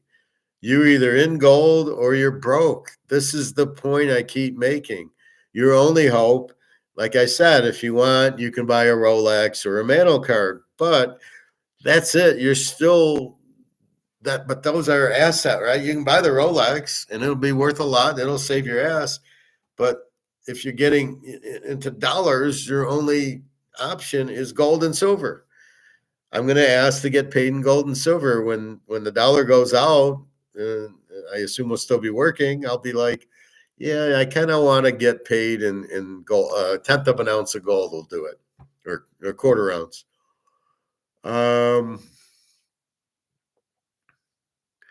Gold back coming to the world, natural resources. Well, it's got nothing to do with it. You can't counterfeit it. I think T going to restore gold and silver as dollars. I think was that the Treasury going to, not the U.S. Treasury, going to restore gold and silver as dollars. Well, that's what Florida's trying to do, right, Bobby? They're trying to make you able to use gold and silver to buy things. But don't do it. You don't want to, like me, I could go to the barbecue place and give them an ounce of silver and buy a $30 rib dinner. I don't want to do it. I don't want to give up my silver for $30 when it's going to $2,000. Why would I do something that stupid? That's the game that you got to be careful with. Yeah, I can use my gold and silver to buy stuff in Florida or Texas or wherever, but I don't want to give it up for $30. You got to be out of your mind. It's a $2,000 an ounce thing. I'm not giving it up for 30. So, I mean, be careful with that. Wonder what I could get for 4 ounces. Yeah, you could eat well for a while.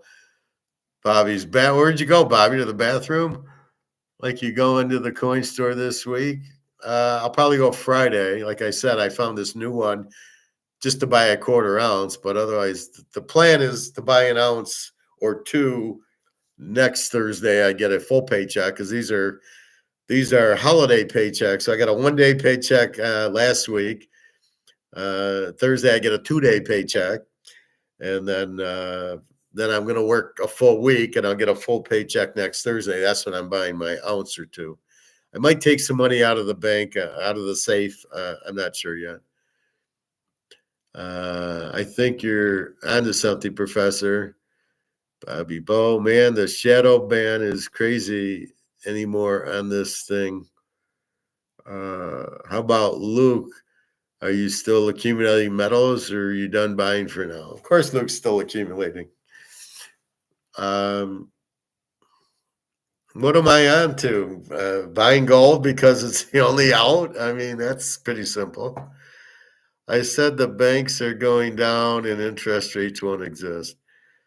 Interest rates won't exist with gold because there's no need to price the dollars And the reason there's the interest rates, unlike what Alligator says, it's because of the inflation. So if I loan, I can't. If he just gives me 11,000, I'll lose. I'll only get 8 because of the inflation. The value of the money will be worth less than the 10 grand I gave him. So even though he gives me 11, it's only worth 8. So I have to charge Bobby a 10% interest rate to get 11,000 after inflation. That's why interest rates are around, and that's why they're going to go to the moon, because the inflation's massive, just like the diamonds. They're printing it and they're flooding the market with the diamonds. They're flooding the market with the dollars. And therefore, with gold, you can't flood the market. There's no need for interest rates. So to your comment, the banks are going down and interest rates won't exist. The banks are fucked by the commercial real estate loans that they have out there. And if they have a lot of their stuff in stocks, they're going to get killed. I know Saudi Arabia was doing business with Larry Fink and getting into his funds, and they're trying to talk these governments into buying stocks, which is another reason they're so high. But when they collapse, there's going to be a lot of countries hurting because they, like an idiot, have invested in Larry Fink and his little black stocks, which will go out because all his mutual funds will go to zero when the market crashes. But yeah, I mean, that's the problem. You won't have value. The banks, like I said, they take my 10 grand and loan it out. But if you don't get the money back in, you're not paying me back. I'll never get the money out. So therefore, they're going to keep my money and they're going to go out. That's why you can't have a safety deposit box at the bank. They'll close it and you'll never get it. I got my money in that safety deposit box. We're closed. Sorry, sir. That's the problem with it. You're fucked with that. You're not going to get your money out because these loans are all going bad. These commercial real estates, they're all going bad, and the banks can't get their money back on the loans, and they're all fucked. And it's happening very, very soon. And that's another reason the banks go out and people won't have money, right? You know, Luke, your buddy's got $4 million in his 401k. Well, he won't be able to get the money because the banks own the 401k or the mutual funds, whatever the fuck he's in. He won't be able to get any of it out. So having it and getting it, it's like Bitcoin. You might have a Bitcoin and it might be worth 95,000. Getting it to the bank and getting it out of the bank will never happen. And that's so, even though it's up, it's bullshit. The shadow ban is out of control. What shadow ban? Are you talking YouTube or something else? By the way, on my last trip to the coin store, I saw some guy selling gold, and the coin guy asked him for ID and right thumbprint. Is that normal? No, it's not normal. I wouldn't do that.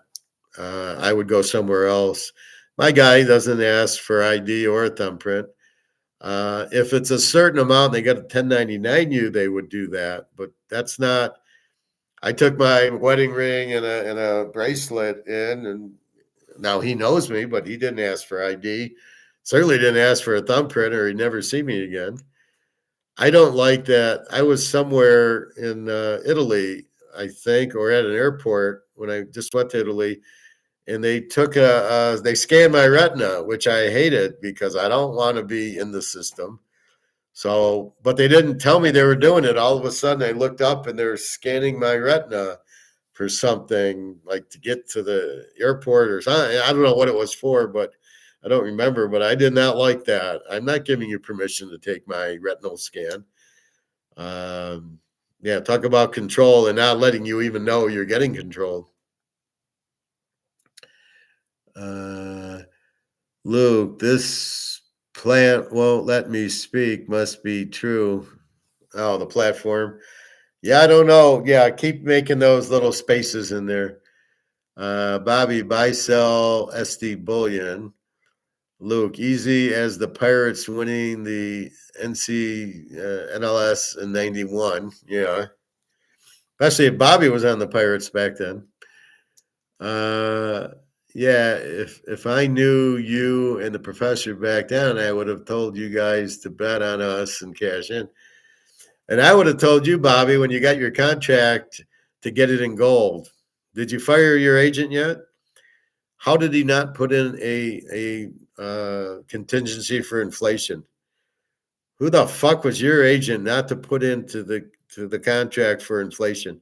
You should be getting 8-9 million a year now just to get the million that you're supposed to get.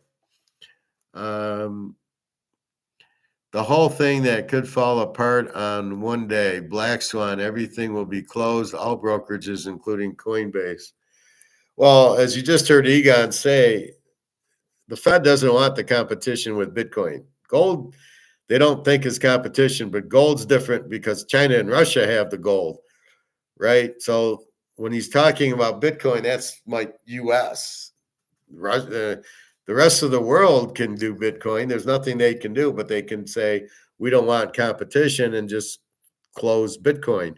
It's getting too much. But right now they want the 1099 on the Bitcoin. That's why it's so, that's why they're letting Bitcoin run, is they know who it is and they're going to ask for your taxes. Well, yeah, it's 95,000 and you bought it at 2,000. We want to tax you on your capital gains. You can't tax me on my capital gains in gold. You don't even know I have it. And I didn't sell it. So when I do sell it, you won't know I sold it because there's a limit to it. You can sell 10 ounces of gold. There's no 1099. It's a certain amount. At least that's what it's been. I don't know if they've changed it, but right now there was an Andy Scheckman video. I can try to find it, and there is no 1099. There's no 1099 when you're buying it. It's only when you're selling it, and it's only if you sell like 22 ounces or something. So you go with 4 or 5 ounces, there's no 1099 on it at all. Let's see. You can refuse picks at the airport. I didn't know I was getting picked. All of a sudden, I look up. I'm getting my I'm getting my eye scanned. You know, I was doing something with my passport, and I caught something out of the side of my eye. All of a sudden, my peripheral, and I'm like something's moving, and I look up, and it's fucking, they're taking my retinal. It's a retinal scan. And I'm like, what am I at Mission Impossible? What the fuck are they doing?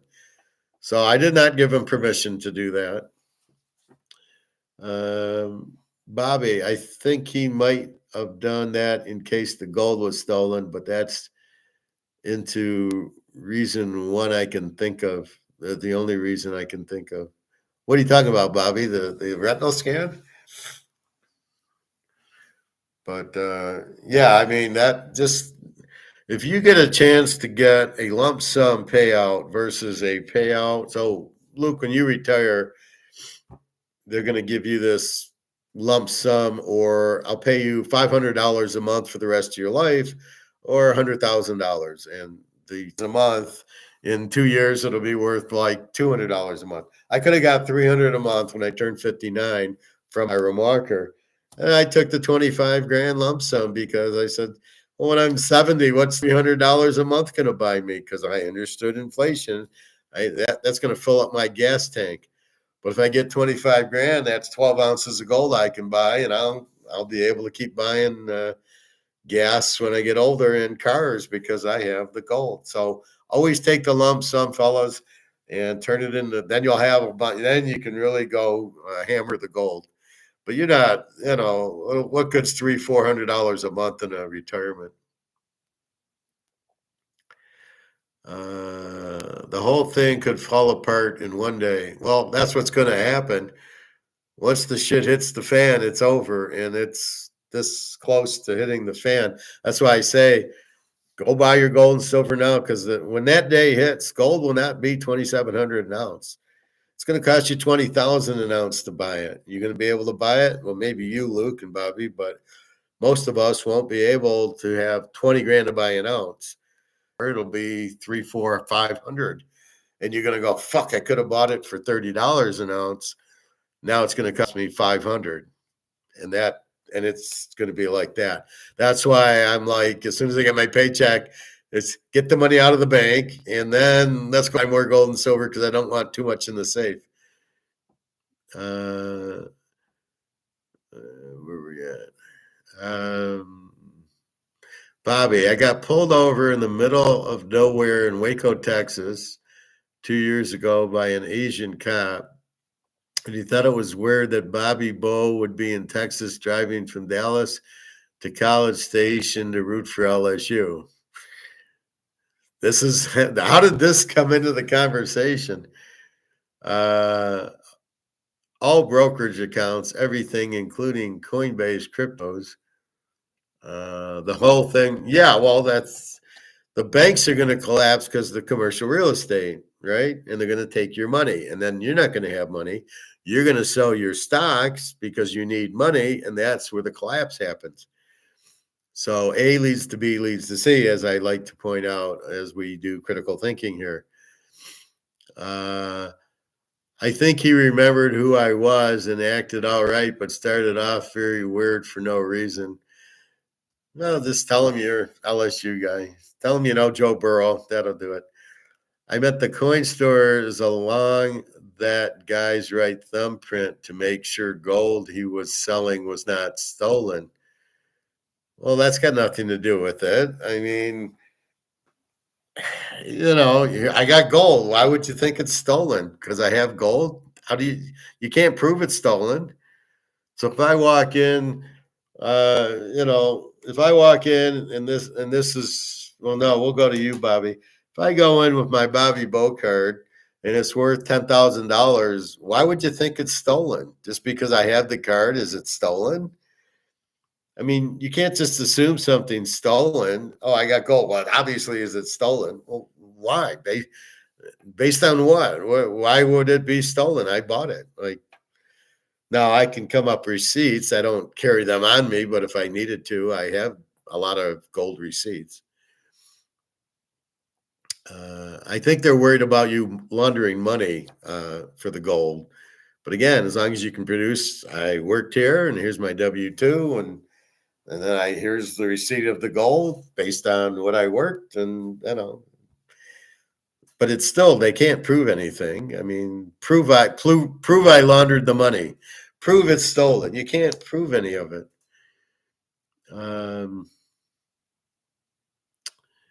Luke, I'm tapped out with buying ounces anymore. Had to buy another car 2 this year. Haven't had car payments for 10 years. Just wait, Luke. You can buy it with a half ounce of gold. You'll be buying a car. I feel the whole system is about to break, though. It is, because it's the whole world system. There's no counter to it.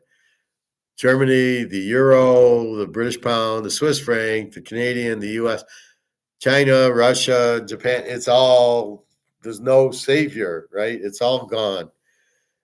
Because George Soros and the Keynesians just keep printing and flooding the market with dollars. And I showed you what happened with diamonds. They lost 80% of their value.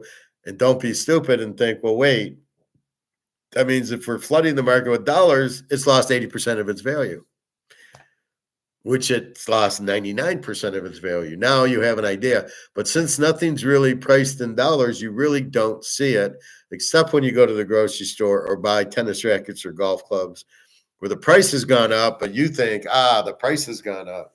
Because you're not, again, you're buying the diamonds, so they're a lot cheaper because that's something you're buying, but you're really not buying dollar. You're not buying this, right? This, you never buy this. You exchange it when we're in Europe for euros or Swiss francs, but you're really never, you don't know what this value is because you're not buying it. The closest you can see is against other heavily inflated money laundered money. What do I call it? Flooding the market with other currencies. So that's all you have. So you're really not seeing that the dollar's lost 99% of its value, but it has. That's what happens when you flood the market, and that's what they're doing, is printing the $36 trillion debt interest right there. That's all you got to see. Where are they getting the money? They're printing $1 trillion. They're flooding the market with $1 trillion and paying interest at. Not even for military or a subway or something. It's just for interest. And that's why it can't go on. I mean, that's it right there.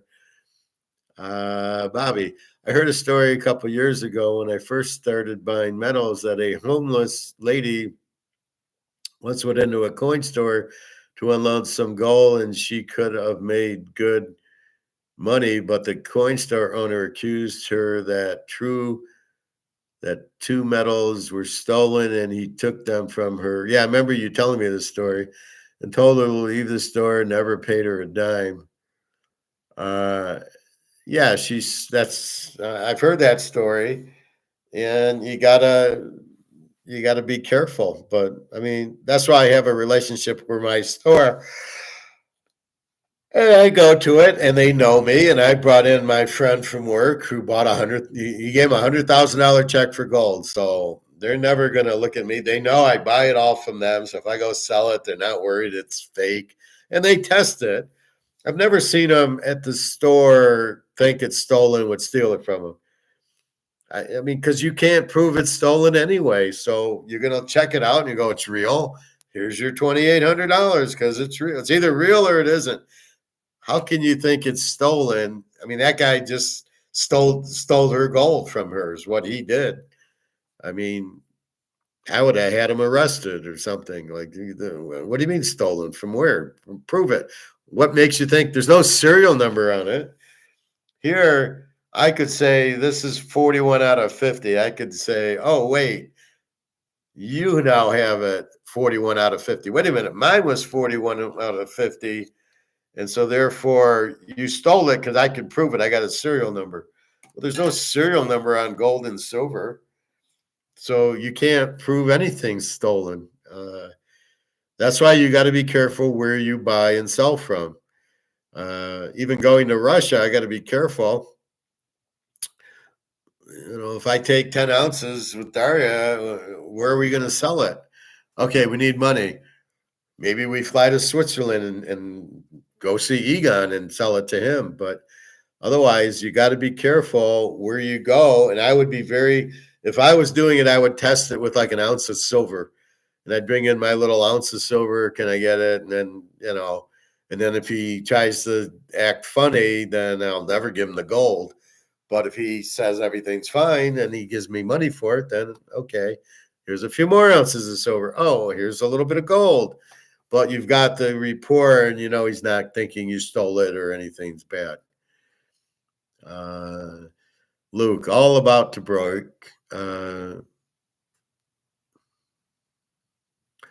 All about to break. It's on the fringe. Could happen any day. Well, think about it. Trump's in office. What do they want to do is make Trump look bad, right? So all the Bidenettes, what do they want? They want this to collapse and blame Trump, right? And that's what I think's going to happen.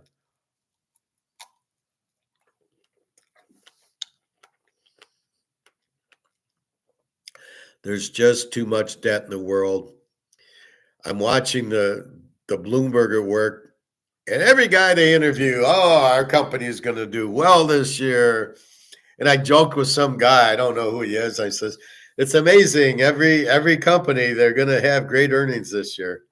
They must not know about the recession that we're in. And he says, yeah, he made a comment. I says, it's all BS. Everything on Bloomberg is BS. Nobody, they just, if you're dumb enough to watch it and buy stock off of their, Microsoft's going to do well, or Apple, or any of these, you got to be out of your minds. That's why you buy gold. You have no risk in gold. There's no BS in gold. You buy it, it's going to be worth a fortune. That's it. And you're getting out of the dollars. There's no BS. There's nobody to listen. There's nobody to go to jail. There's no, the head of GM, they stole something and that, and then the stock tanks. Or you wake up and the stocks tank. You don't have that worry with gold. I mean, it's now, especially now with all the BRICS people in China and Russia buying gold, you have no risk at all. That poor lady could have gotten off the street with that money because she had a few ounces. Instead, he flat out kicked her out, and she's got nothing. Well, that's the unfortunate. The lady should have been careful. Probably should have had her son or husband or some guy and say, here, I'll pay you $100 to cash in my gold for me. And then the store owner wouldn't do that. So you got to be very careful who you're going, what store you're going in, and what they're doing. You got to be very careful. And I would have a man go in and do it that, here's $100 to sell my gold, unless you know the owners. Like I said, I know the owners where I go, so I wouldn't have no problem. But, if I gave it to Daria, I would like her to bring me when she goes to cash it and not just walk in and then she gets robbed by the Russian mafia or something. They said she cried while crawling out the store. Yeah, well, I could see crying because here you think you got $5,000. You obviously needed the money, and the guy's disrespecting you and doing that. I would have went to the police, said he just stole my money, but you couldn't prove it anyway. You couldn't prove he stole it, and he can't prove that it's stolen. So nobody can prove anything. Maybe he has cameras in the store, but you got to be careful who you're dealing with. You got to deal with professionals, both ends, and stay stoic. And she shouldn't have said anything about the gold. Do you buy and sell gold here? I'm going to this new coin store Friday to get a quarter ounce, and I played stupid on the phone. Well, we have Philharmonics and Maple Leafs, and do you have half dollars? Yeah, we have half. Oh, okay. And she's explaining, but keep in mind the price varies, and I'm, oh, really? It varies. I played so stupid. When I walk in there, I'm going to act like I don't know what a gold coin is, and and then I'll see the prices, and then I'll buy it. I can either use Venmo or cash. So I could use Venmo. I guess PayPal charges 3%. And Venmo doesn't charge, because when people buy my football with Venmo, I think I get it all. Where PayPal, I lose 3%. So I'm going to start weeding out of Venmo. What's up with the little notches on the sides of the gold eagles? I have no idea. It's probably a design thing. Maybe it's to prevent from counterfeiting. I see the Chinese trying to counterfeit, especially silver. Keep in mind, if it's supposed to be $40 and you're seeing silver for 22, don't walk, run away. It's counterfeit, because nobody in their right mind would sell silver that's worth $40 an ounce for $22. When it's silver, you could get $40 an ounce for it. So why would anybody take less on something like gold or silver, where it's very easy to get the market rate, right? If it's 40, I want 40. So when you see $22, $23 for it, don't walk, but run. Do not buy it. There is no deals in gold and silver on eBay or anything. Nobody is selling it cheaper in their right mind. If it's worth 40, they're selling it for 40. There's no reason to sell it for 25 unless it's not real. So use logic there. Don't get greedy. Don't be, oh, I got a deal. I got it for 20. No, you didn't. You got taken. But the Chinese are pretty good at faking the silver, even though it does say 999 pure. So be careful. That's why you go to a reputable store. You bring in your magnet. Can you test it for me? And, but where I go, I know they test it, so I'm not worried about it. But if some guy off the street wants to sell you some, I would run the other way. Maybe he's reputable, maybe he's not, but you're going to give him $3,000 and then go get it tested, and then you find out it's not, when for $100 more, you could have bought it from the store that it's good. So don't take risks with gold and silver. That's a lot of money, and there's going to be a lot of scams because people are going to be desperate when everything collapses, and they're going to sell their stocks and they're going to sell their houses. That's the other reason you're going to get a house real cheap, Luke, because as they can't afford it, what happens? They get out of the house, they just walk away, and the bank wants to sell it, so he's going to lower his price. He has no choice because he needs the money because he's not getting paid on the commercial real estate and the mortgages that are going belly up soon. That's where your gold's going to come in big time. But I don't know. I'll have to look at the Eagles. Are they 2025 or are these 2024, 23 Eagles or just new ones? Bobby, yeah, I went to a coin store that I never knew was so close to me about a year ago, but got a bad vibe to the way the owner was acting. He kept mentioning that he pulled out his gun on a few people. Yeah, that would have got me running out the store real quick. My guy doesn't, I don't think, have a gun, but if he did, I'd be gone too. And then he texted me too and got mad when I questioned him. And I told him, keep your $10, buddy. You obviously need the money more than I do. You just lost a good customer. And I walked out. Well, that's where you get stoic, Bobby. And you go, I was telling this young lifeguard, and I said to her, she wanted to join the Air Force. They didn't let her in. She's joining the Navy. And I told her, you're going to get used to this in your life. She's probably 20, 22. And I said, you're going to get used to this statement. It's your loss, right? It's not my loss. It's your loss. You just lost me. I said dating or whatever. I says you're just gonna say it's your loss, not mine. Like that's how you take it stoically. You ask your girl out and she says no, and you just say, well, it's your loss. It's not mine. You don't know what you just lost, and I'll go find another girl because there's a million of them. Yeah, there's no sales tax on gold or silver. It's illegal. So if they start to tax you on it, now that might be federal. The state might have a sales tax, but most of them don't. You're in Louisiana, so just check it out. Does Louisiana have sales tax on gold? I keep asking eBay because I wanted to buy a quarter ounce on eBay for $7.15. I'm seeing the Philharmonic, so I want to buy a couple, but I can't get an answer. Well, one of the guys says, well, we don't tax you, but eBay does. Well, eBay shouldn't charge Michigan because it's exempt.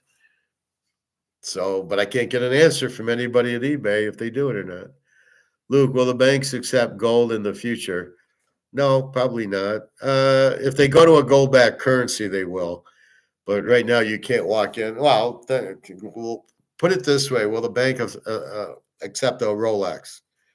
You just put gold in the same category as Rolex. They're not going to accept it. You don't go to a bank with your gold. You go to a coin store or a jewelry store with your gold. I go to a jewelry store to buy it. And when I sell my wedding ring and my bracelet, I went there and they gave me, and I bought a half ounce. I substituted that for a half ounce of gold. That's where you go. Where you buy it is where you sell it. You don't go to a bank. It's like I say, it's like going to Chinese and ordering a pizza. It's not on the menu. Banks are not going to take gold. They're not set up for it. They don't know how much it is. They're not going to take it. Maybe in the future, when everything hits the fan and the gold goes out, and the dollar goes out and the gold goes up, they might start taking it. But they'll need gold-backed currency first. Once that happens, then they'll accept gold because they need. Theoretically, you bring in $100 gold-backed currency and you say, I want $100 worth of gold. That's what will happen, but they're not going to take gold now. But you don't even go there. You want to go to the place you bought it at, the gold store or SD Bullion, and that's where you sell it. But you don't even want to sell it because you don't want to get back into the monopoly game. I don't want to have this.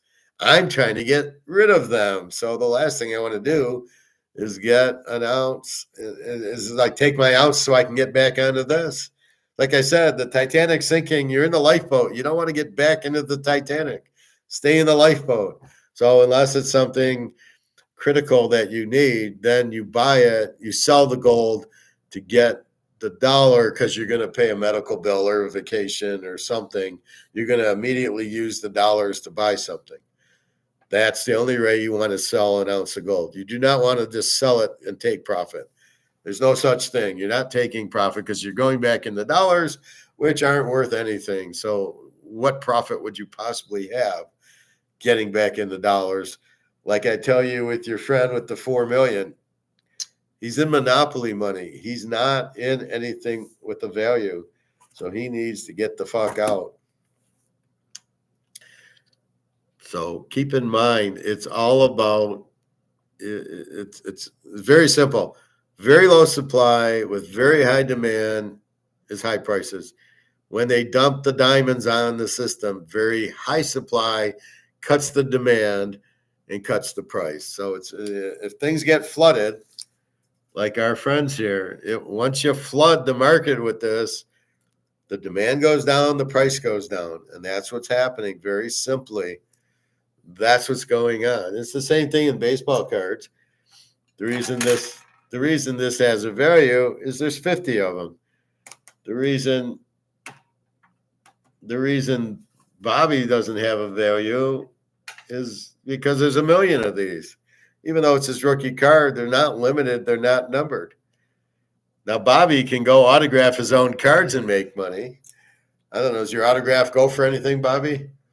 And then maybe you can maybe you can get Barry to autograph it, although I don't know if he has a value. But that's the problem. It's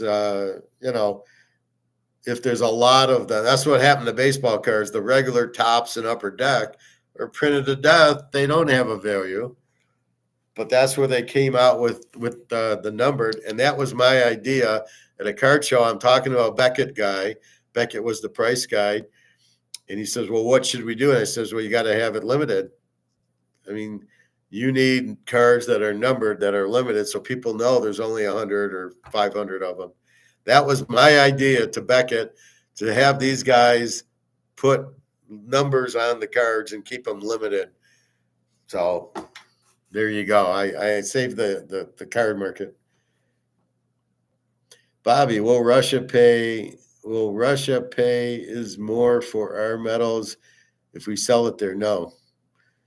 Russia's it depends what the Russian price goes to. They're supposed to go to a physical exchange.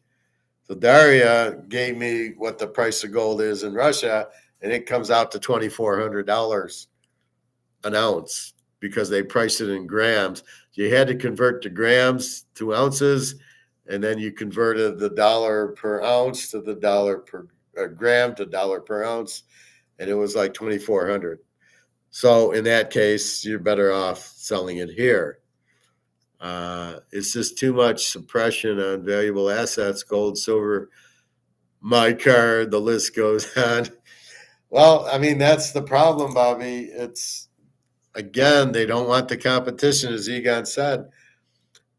It's the U.S.'s dollar. They don't want competition because they know they can't compete and they can't keep printing it. And that's where the egos on these guys are just crazy, because you can't just keep printing and printing and printing and not have an issue. And that's what's going on. So that's really the problem. Since it's all run by the mafia doesn't want competition. The mafia doesn't get competition. So I wouldn't think Bitcoin's going to survive too much longer. I think they think Trump will save it, but he won't. I don't think he was stupid enough to think you can pay off the debt with it. You can't, because the problem is, let's say, Luke, you still had 10 Bitcoins. Well, how are they going to pay the debt off with your 10 Bitcoins? Or let's say I had 10 Bitcoins. You can't use mine to pay off the debt. It's mine. It's all private. There is no government treasury with the Bitcoins, right? Now they were going to supposedly buy Bitcoins with the gold that they don't have. That's a laugh. Oh, we'll use the 8,000 tons of gold to buy all this Bitcoin and have the Bitcoin reserve, because they realize that the Bitcoin isn't theirs. It's yours and Bobby's and mine, that they can't. How can they pay the debt off? They don't have the gold, or they don't have the Bitcoin. So that was their plan. Well, we'll take the gold that we don't have and buy Bitcoin with it. And then, but you can't control the price of Bitcoin. So how are you going to pay off the debt?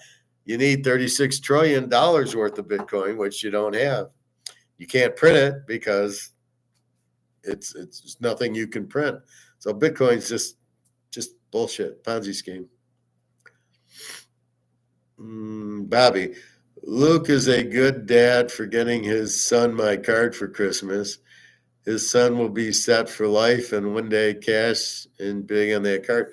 Or Luke can give his kids gold and silver and the kids will be set for life that way too. Just a side note.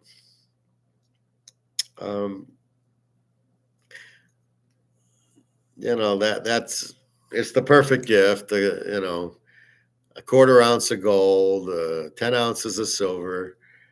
I did that. I gave Alyssa a quarter ounce of gold way back.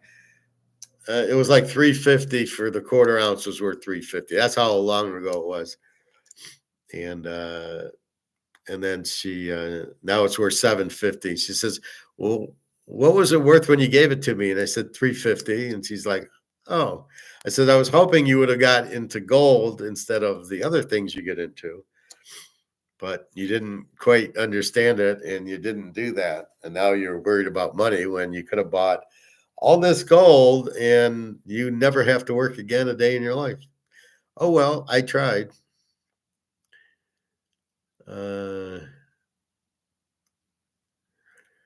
You got all three, Professor. You got my card, gold, and silver. There doesn't get any better than that. And Mahomes. And a Mantle card. And you even got my boy Mahomes card, which would be worth a bit lot too. Well, exactly. This is the only Mahomes card I got. I don't really collect cards anymore because I got so many of them.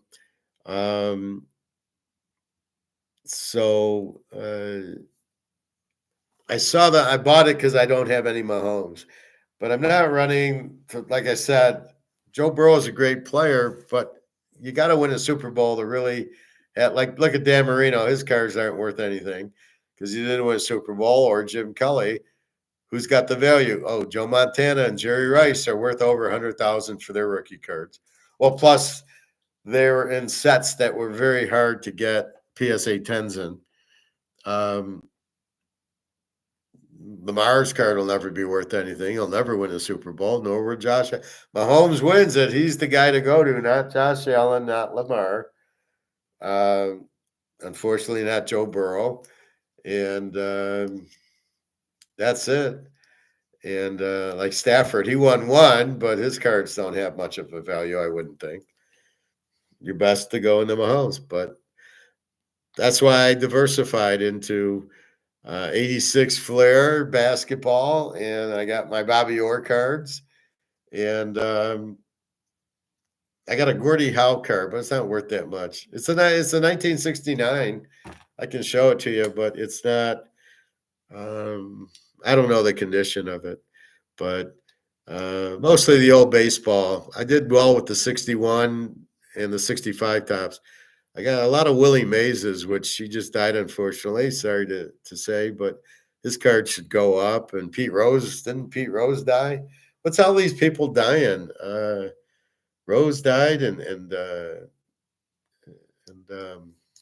Willie Mays. I don't know.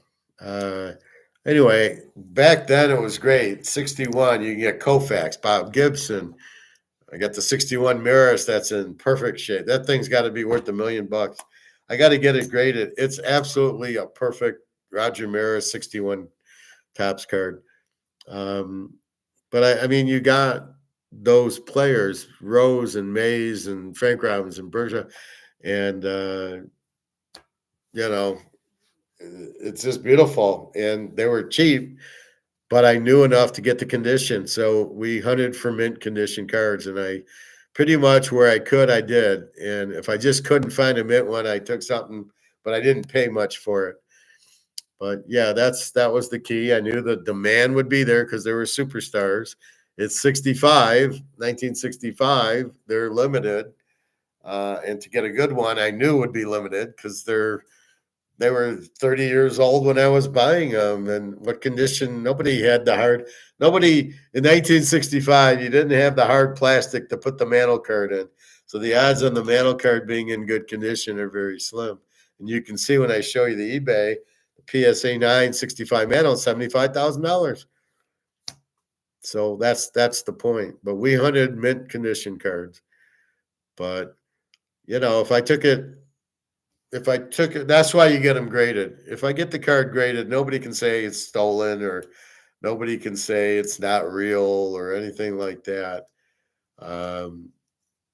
But I mean that shop owner who stole the coins from the lady,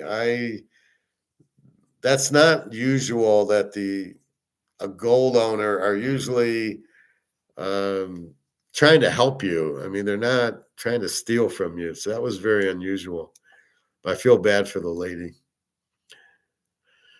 And you even got my boy. Okay. The only one you are missing now is no. I will never buy a Lamar card, so I'm not missing it. I would have thought that Rodgers would have won at least one more Super Bowl. Well, that's because he had Mike McCarthy as his coach, who's a freaking idiot. And he never even made it back to the big game. I think Pete Rose was still suffering from that choke slam that he received from Kane. I didn't see that WrestleMania 14. He wrestled in it? Jesus. What's he crazy? I do have a Ric Flair cards. They came out in 1991. I got some Ric Flairs. I'll have to pull those. I think it was like NWO. No, it was the WCW or something. It was Ric Flair and Arn Anderson and Sting and those guys, not the Hogan, and probably The Rock would be a good one to have. That would probably be worth a lot of money, a PSA 10 Rock. But he'd have to be doing the people's elbow to really get the value of the money. Undertaker's brother Kane came down and delivered a chokeslam to Pete Rose. Well, we know it's fake. I mean, but yeah, I mean, that's the fake part of it. It's a real slam, but he's not hurt. It's like when they hit him with the chair. They're not really hitting him full, like if you would hit me with the chair. They know how to hit you with the chair so it doesn't hurt you. That's the fake part of it. They are hitting him with the chair. The other fake part is they know who's going to win. Sort of like the NFL and the college playoff. They know who's going to win. But it's how do you, it's making it, making the thing. If you notice lately, the referees always mark the ball short of the first down. Oh, I'm sorry, the line to gain. What the fuck? Why would it go from first down to the line to gain? What does that mean? The line to gain. This is what they need to gain. What is that? No, how about a first down marker? Oh my God, it's getting so hard to watch all this crazy socialist stuff. It really is. Pete Rose was roasting the Boston crowd that year, saying that he sent WrestleMania tickets for Bill Buckner, but he couldn't bend over to pick them up. Bill Buckner, what a choke he is. Buckner's the guy who made I know who Buckner is. No, you don't have to tell me that. I can tell you that Franco Harris caught the Immaculate Reception. And I watched that game. I won money on that game. I had Pittsburgh even because they were such a good team. And so when they when they got that score, the Immaculate Reception, I won my bet. That's how crazy that was, because I started betting in, I think, 1969. So I was betting pretty heavily in 71 too. I'm in high school betting my $10 a game, but I would win. And the crowd started booing him loud. He was on, wasn't he on a Larry David? And Bill Buckner was on it. I don't like Larry. I can't watch Larry David anymore.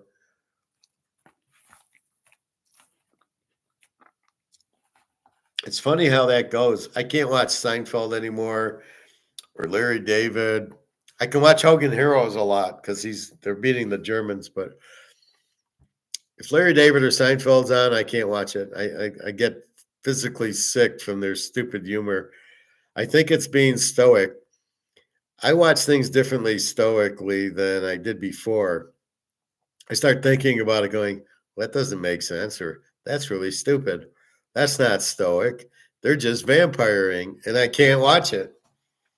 There's some movies I love watching, and then it's like now I watch them stoically, and I go, I'm watching Die Hard, right? The initial Die Hard with Alan Rickman, right? And I love the movie. I'm watching it stoically. I go, this is the stupidest ending I've ever seen.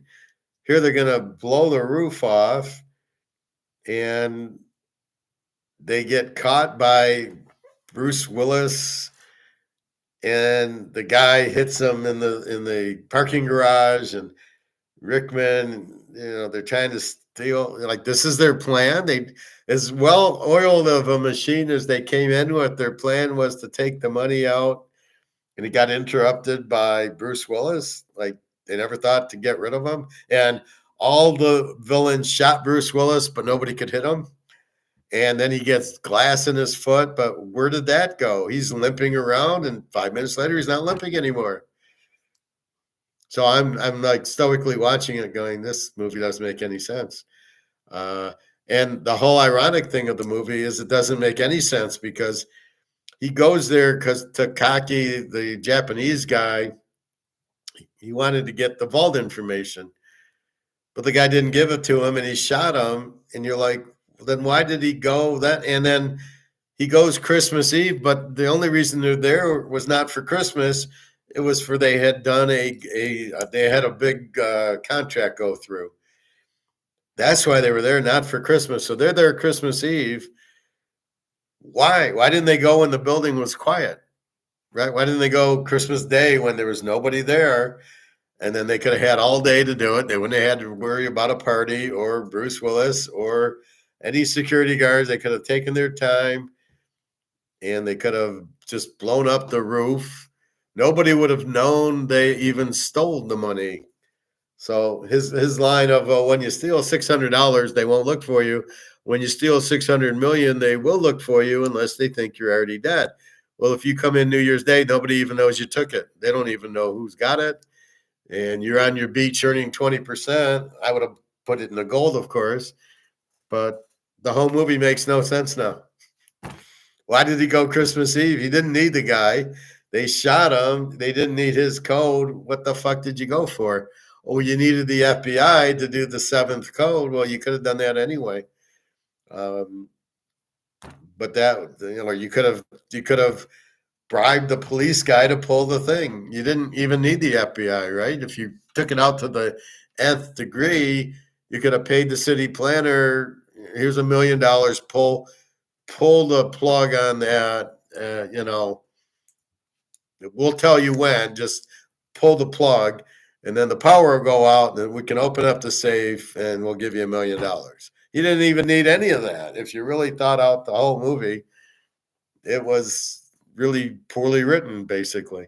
It's just that Alan Rickman was so good in the role, but Bruce Willis, I still don't like him in action movies. I remember the Cubs in Boston had those superstitions on them for years, Curse of the Bambino and Billy the Goat and Jim the Anvil Neidhart and all those guys. Finally, Big Papi and the boys won it all in 2004 after coming back 3-0 from the Yankees. Yeah, the Yankees choking. You know where that happens to a lot, Professor, when I'm around a bunch of people who are drunk and I'm the only one not drinking. It's crazy how dumb people seem. I'm telling you, I just want to stay home and be with Daria and Jenna and turn on the TV and just get into a movie. I don't want to go out. Like I said, between the vampires at the pool or the hot tub or the sauna, at work, I'm trying to explain gold to people that don't understand it. And I just roll there was a guy I met some guy, and he introduced me to this guy today, and he says, well, he's in the gold, and you're in the gold, and he's in the stocks. So I said to him, do you have a financial advisor? He says, yeah. I said, ask him about gold. And when he doesn't put you in gold, you should fire him because he doesn't care about you. He's just into it for his commissions, like a Tech on Wall Street guy. Like, why do you have a financial advisor and you are in the stocks are going to go up 25% this year? And I'm like, yeah. Oh, what planet are you on? Are you out of your mind? Based on what? Based on he doesn't even get that the inflation's so bad the dollar is flooded like the diamonds and that doesn't have a value. So he doesn't even understand that. And you're just sitting there and you're, as you would say, I'm scratching my head or shaking my head. So I told him, go talk to your planner and ask him about gold. And if he doesn't like it, fire him. I mean, because you're going to lose everything very shortly. The stock market's going to crash. Because people will need money. They're going to get trapped out of the banks and they're going to need their money and the dollar's going to collapse. And the only money they have is in stocks and they just start selling because they need the money. And that's what will be.